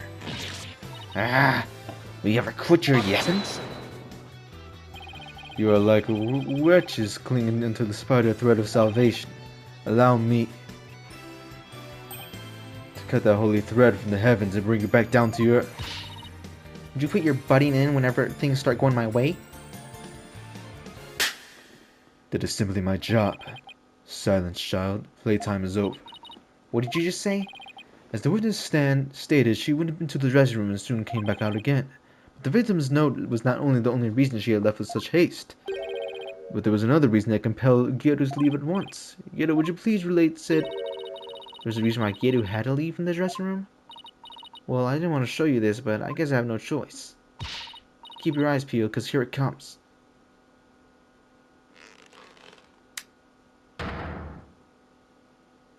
You burned her hand? What happened, Gyeru? If you must know, I'm allergic to buckwheat. Yeah, that's why you have gloves, buddy. That's why you have gloves on. Like what? Allergic reactions to buckwheat can vary, though. They're usually on the severe side. With Taifu Tornado making soba noodles in his dressing room, Geru was still lucky to be alive considering all this soba flour was swirling in the air. Good thing I left pretty quick. I managed to escape with just a mild reaction. But I touched Shisho as he was being carried away, and look at what it did to my poor hands. It must have been soba broth on his clothes or something. If I had inhaled any of that soba flour, I'd have had a seizure and it'd be a good night Geru. I never could have stayed in that dressing room very long. A person allergic to buckwheat couldn't be in the room with soba flour in the air. It certainly couldn't be used soba dough as a murder weapon either. This isn't good. You knew it would come to this, didn't you? That's why you never mentioned her allergy. As I would do anything so underhanded. I was simply trying to protect the privacy of this witness. Sick of these accusations. Why don't I just testify and get it all in the open, yeah? Did the safe file literally not say the last cross-examination? If it comes to the slightest contact with buckwheat, I'll get an allergic reaction. With that much soba flour in the air, that room could have literally killed me. Look at my hand, just touching Shisho's body caused this much damage. It must have been soba broth on his clothes. So I never could have committed this murder in the dressing room. I'd rather be soba broth on his clothes, though. Oh, because he was like this? Oh, wait a minute. Nothing was found in his lungs.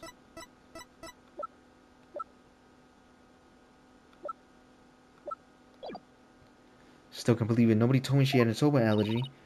Did you know, Simon? Does it look like I knew? Protect the privacy of the witness. My foot was a dirty trick. Now what do we do? There's only one thing to do. The prosecutor said, Monk, to shame with your cross-examination. Right. No matter how small, I'll find us an opening and break her testimony down.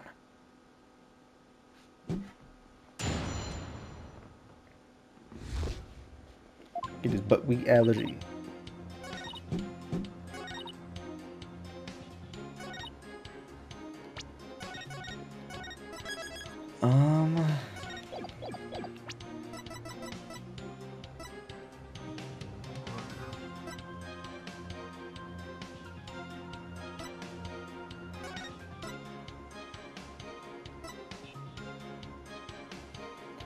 Geru was outside for a dog, a number of dumplings. The dog buried his leftovers in the yard. Is it that? Hold up. Because wouldn't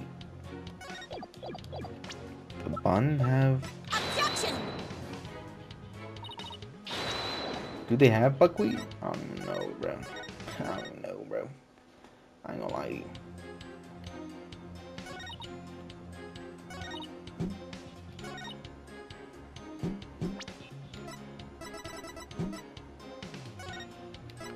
Oh, let me look it up. Dumplings? Dumplings have buckwheat? I don't freaking know, bro. Let's see. Google. Let's go, search up, do dumplings have buckwheat? So it says, maybe with buckwheat. Alright. Objection! Nope. Okay.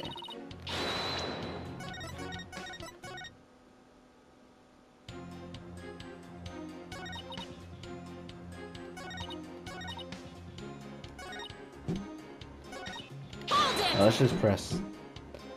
You're not lying about the soba allergy of yours, are you? Of course not. I swear on the grave of my father in heaven. I can't even get a doctor's certificate if you want. She seems to be telling the truth. I've had this allergy for as long as I can remember, but I never dreamt in a million years I'd theory of murder. And you'll come out of this smelling like a delicate buckwheat flour to boot. Well said, Your Honor. Hold it! You're wearing that nose, though. It could cover up your airstream. No, she can inhale it through her mouth. I'll give you that, but there was quite a bit of flour scattered around that dressing room, but I wanted to pay your respects to your master regardless, right? Yeah, like I said, but the soap-making tools were right there. You better believe I was careful not to breathe in any of it. But you still could have committed this crime if you held your breath while doing it. That'd be ridiculous. I would have suffocated to death before Shisho did. Yeah, I guess you're right. Jeez, get a grip, will ya?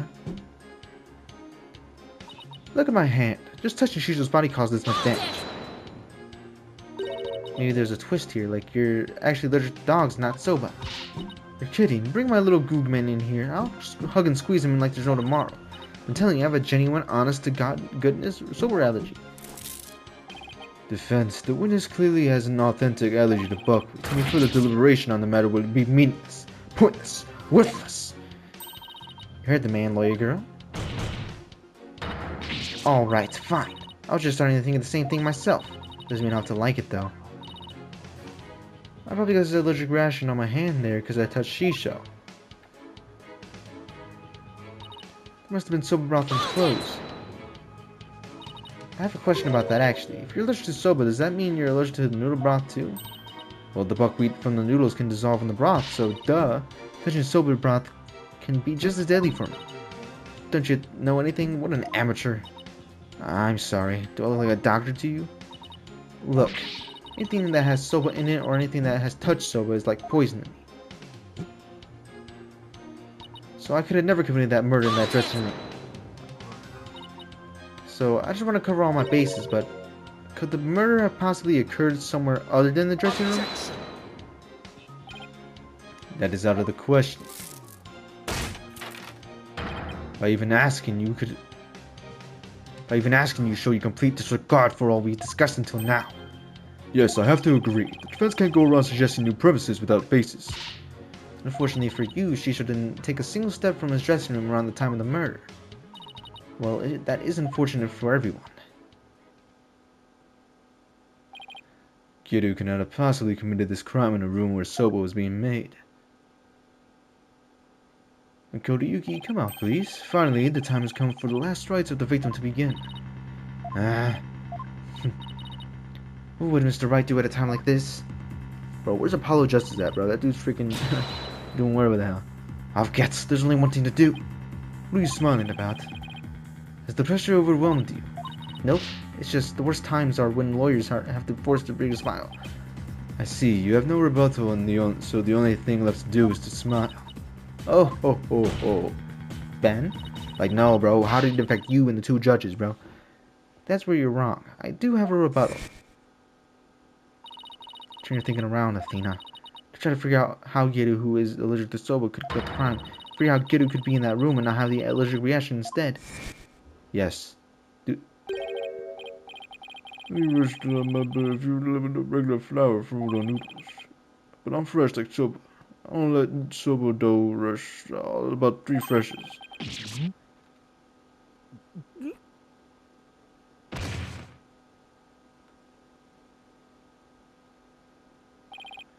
He's blacked out. It appears to have been written by the victim. Allow me to read it. Resting. Resting. Do not disturb. Yes, that's the note I saw. After reading that, who wouldn't think Shisha was napping? You must know I'm allergic to buckwheat. What did that do with anything?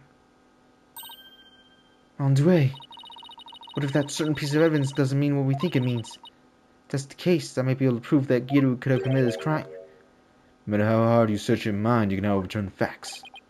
Well, Miss Sykes, if you have no further objections, I'll hand down my ruling.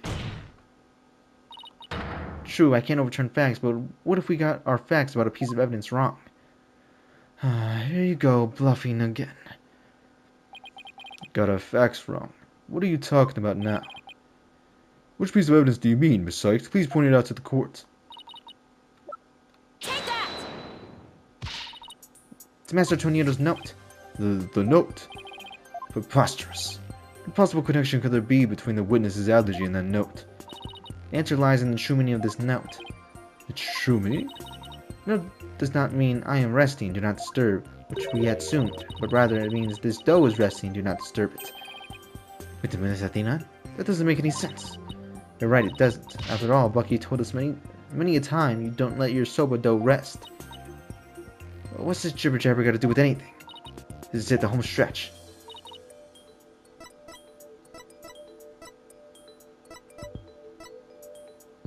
We get udon noodles? I figure udon noodles. So this is not... Hey bro, I don't know.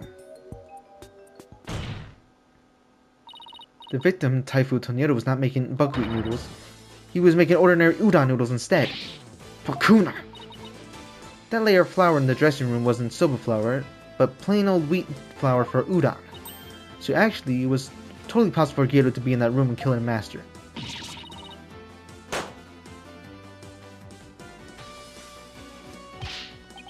What? But if that's true, it changes everything. Your Honor, the defense requests that the flour in the room be tested immediately. But soba noodles were found in the room and Gyero did have a reaction on her hand. How do you explain those things? Well... Even were it udon flour instead of soba, you cannot prove Gyero committed the crime. But... Don't lose your nerve now. Keep charging forward and you'll feel my blade at your back. Enough with the threats already, I got it. Alright, Athena, take a deep breath and go over everything again. Yes. I love revisualization. I have to find clues evidence that Gyero committed this murder. What was Master Tino making his udon, bruh? We stated that. The udon. She got the thing from the dog when she fed the dog the freaking thing. But something that the crime scene indicates otherwise. What was found on the bowl on the table? Soba. There's soba in the bowl. Yes. Yes. And some Ben. Even though the master wasn't taking soba noodles were found at the scene. So that means the noodles had to have come from somewhere. Wait a minute, one mysterious serving of soba noodles. That sounds familiar.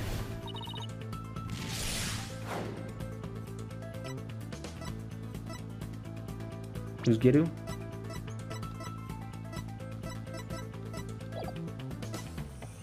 The master soba's stock. Yeah, in the fridge. So it was from the master soba stock. Yeah. Soba noodles found at the scene were from the master's. Then why would the culprit go out of her way to cook that soba and put it in the bowl? Why would the culprit cook the soba noodles and put them in the bowl? To have this udon dough? The culprit wanted to hide the udon dough. Soba was found at the scene, so that means the culprit must have taken udon with her to hide it.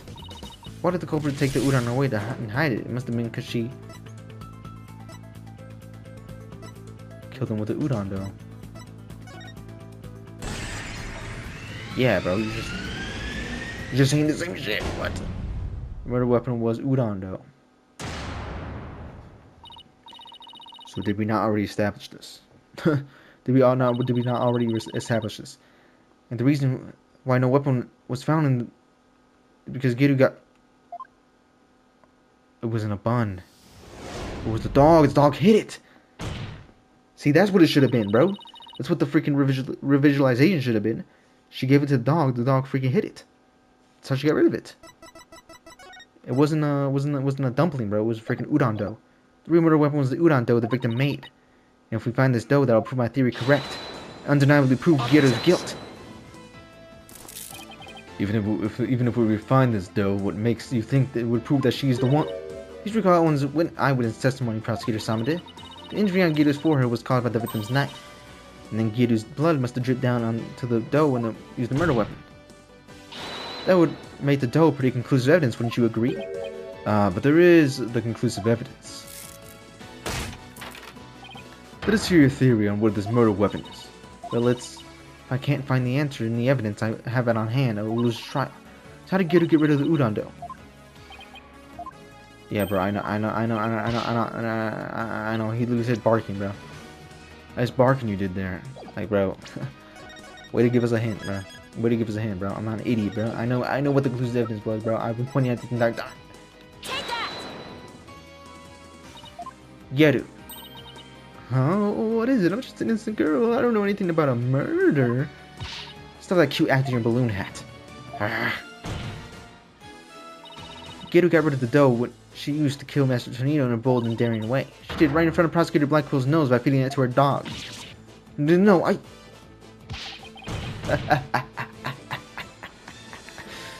Of course. Now it all makes sense. I was puzzled as to why Gyero, who should know her own dog's eating habits, would feed Gugemu more than he could possibly finish. Your Honor, please order an investigation of the yard right now. And what should the police at the theater be looking for exactly? Gemma was the birdie's leftover dumpling somewhere around his doghouse. Dumplings that Gyaru made out of the udon dough with her own blood on it. This is preposterous. I want to thank you, Simon. If you hadn't kept me going, I might have given up along the way. What are you blabbering about? You still have work to do. No, by your hand, finish this wretched case off, Athena. You got it. Gyaru, do you remember what you said would happen when the truth was finally revealed? When the truth is revealed, it'll be your balloon that goes pop. Got it? Well, the truth is over now. Look at me like... It's your balloon that goes pop. It's gotta be the wackest final line, finishing line ever, bro. Yeah, there go Netanyahu losing his anal beads yet again, bro. Getting beat up by his own anal beads. Like, bro. I'm a Rakugo artist. I was the one who was supposed to inherit that name. But then Shisho. There go balloons, bro. Popping, bro.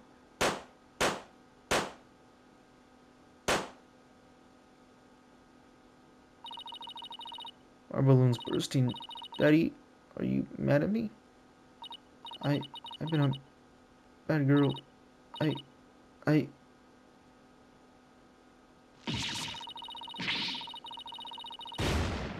I'm not screaming that. Boy, in a way, boy. Boy, in a way, boy. There were actually balloons? Yeah, you know Judge is mad as hell. And it was a wig? I really tell us everything now, Gyaru. The whole reason I entered the world of Rakugo in the first place was to follow my father's wonderful footsteps to inherit his stage name. Stage name? You don't mean... Uniedo to Uniedo. I knew I wasn't very good at storytelling, but I thought that if I did the stupid balloon thing like Shisho wanted, I'd inherit the name someday. Master Toniedo gave the name to his junior disciple. Yeah, that's why I took my revenge on Shisho during the show celebrating the name succession. So that was your entire motive?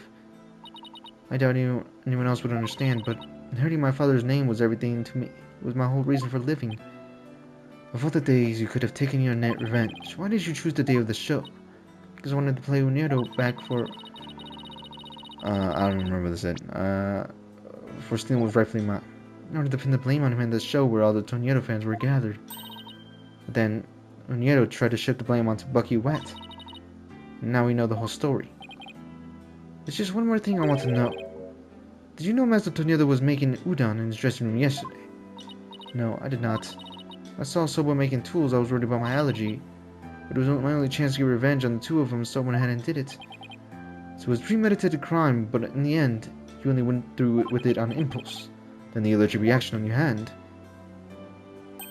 If I'm touching the soba in the refrigerator with your bare hands, and you were tampering with the crime scene after your master's death. Yeah, by the time I was clear-headed enough to worry about my allergy. Gyaru, how could you do all this, you idiot? Gyaru, I get your desire to inherit your father's name. But what you really should have inherited from him wasn't his name, but his heart. His heart?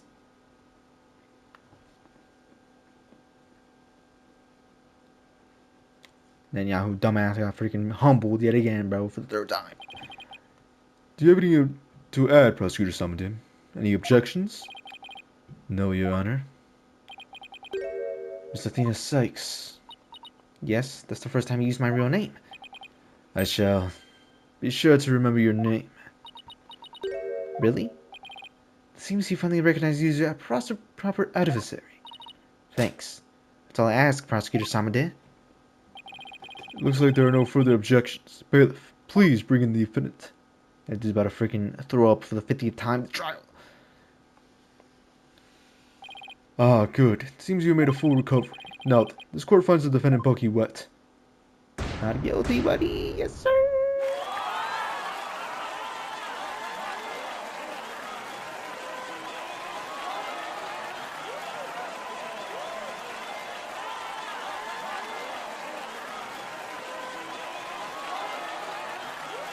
Alright, bro, goddamn.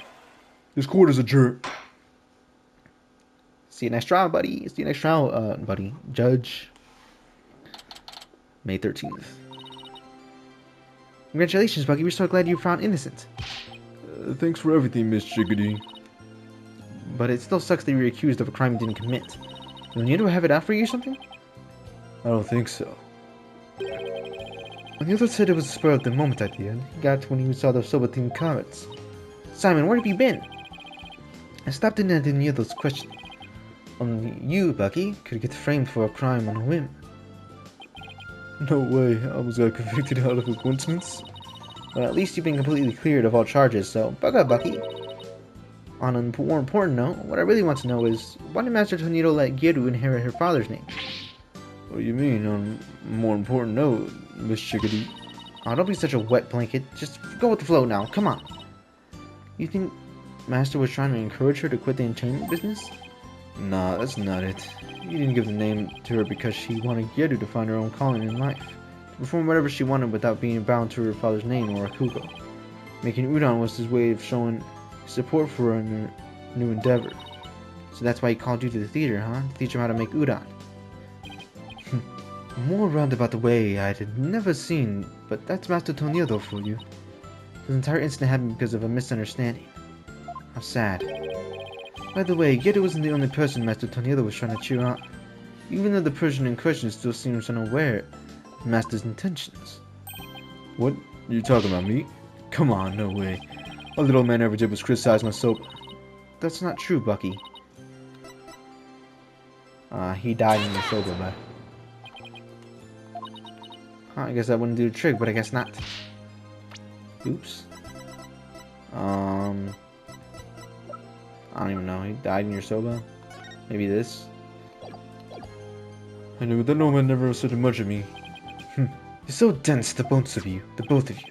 Bucky, take a good look at this deed and the holder's name in particular. It's still my name? Mr. Tornado was just up to one of his tricks when he said he stole the shop from you. He was trying to force you to grow into a truly capable owner in your father's stead. Probably used some tough love on you so that the shop would just go belly up. Ooh. I see. Ew, bro. Put some more freaking product in your here, bro, so it doesn't look like that. Look like some freaking wet noodles. I never knew old Mr. Tornado, I'm sorry. Keep working hard, Bucky, and pay him back by living up to his expectations. Ew, bro. Thanks, Simon. You too, Miss Chickadee. Anyway, my soap is gonna be good. It'll knock that old man's sock clean off. After all, I'm the 4th generation owner of Wet Soba. Wet Noodle number 4. Well, I'd be better at getting my soba shop soon, so I gotta get ready for lunch rush. Hold on. Can I place an order for delivery, Bucky?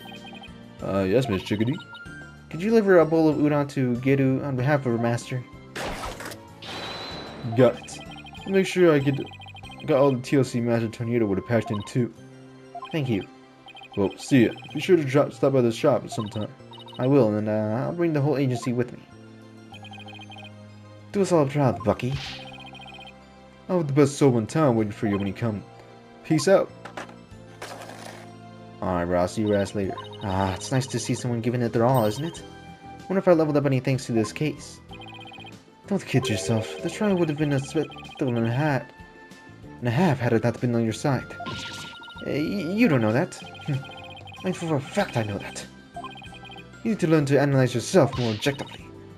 Or you could just teach me some of your famous mind tricks, Simon. No. We shut someone down, and why not? Because the more pesky lawyers there are, the harder my job becomes. So it is my best interest for you to remain green forever. Hey, what about... what's on my best interest, huh? Besides, weren't you the one who had the wool pulled over your eyes by Unieto? You must remind me? How could I have known Unieto would do time soap? Hey, speaking of time soap, I just thought of something funny. Oh, goody. I can't wait. Okay, here it is. In time soba, why didn't Mon number 9 get counted? Come on. Come on. Do you know, Simon? How should I know? Because 7, 8, 9. 6, 7. Like, no, bro. 6, 7 never... ROT. We're on the full laugh. Ain't nobody used that ever. That? I should have known? Come on. Let's go to get sober or something and go home. Your treat? I'll treat you to 50% of the tab. Don't forget, you still owe me for that manju. Really, Simon? Wouldn't hurt for you to pay for me once in a while, you know. Quit squawking and get back to your walking, Athena. Hey, wait for me! At the end of the case, I may still have ways to go as a lawyer, but just like Mr. Wright, Apollo, and Simon before me, I can get there someday. After all, I've inherited their passion for our courts and the law. Je peux le faire. Let's get this. Bro, yeah, I can't wait to see how Athena grows in future games. But there hasn't been any future games. In the slightest.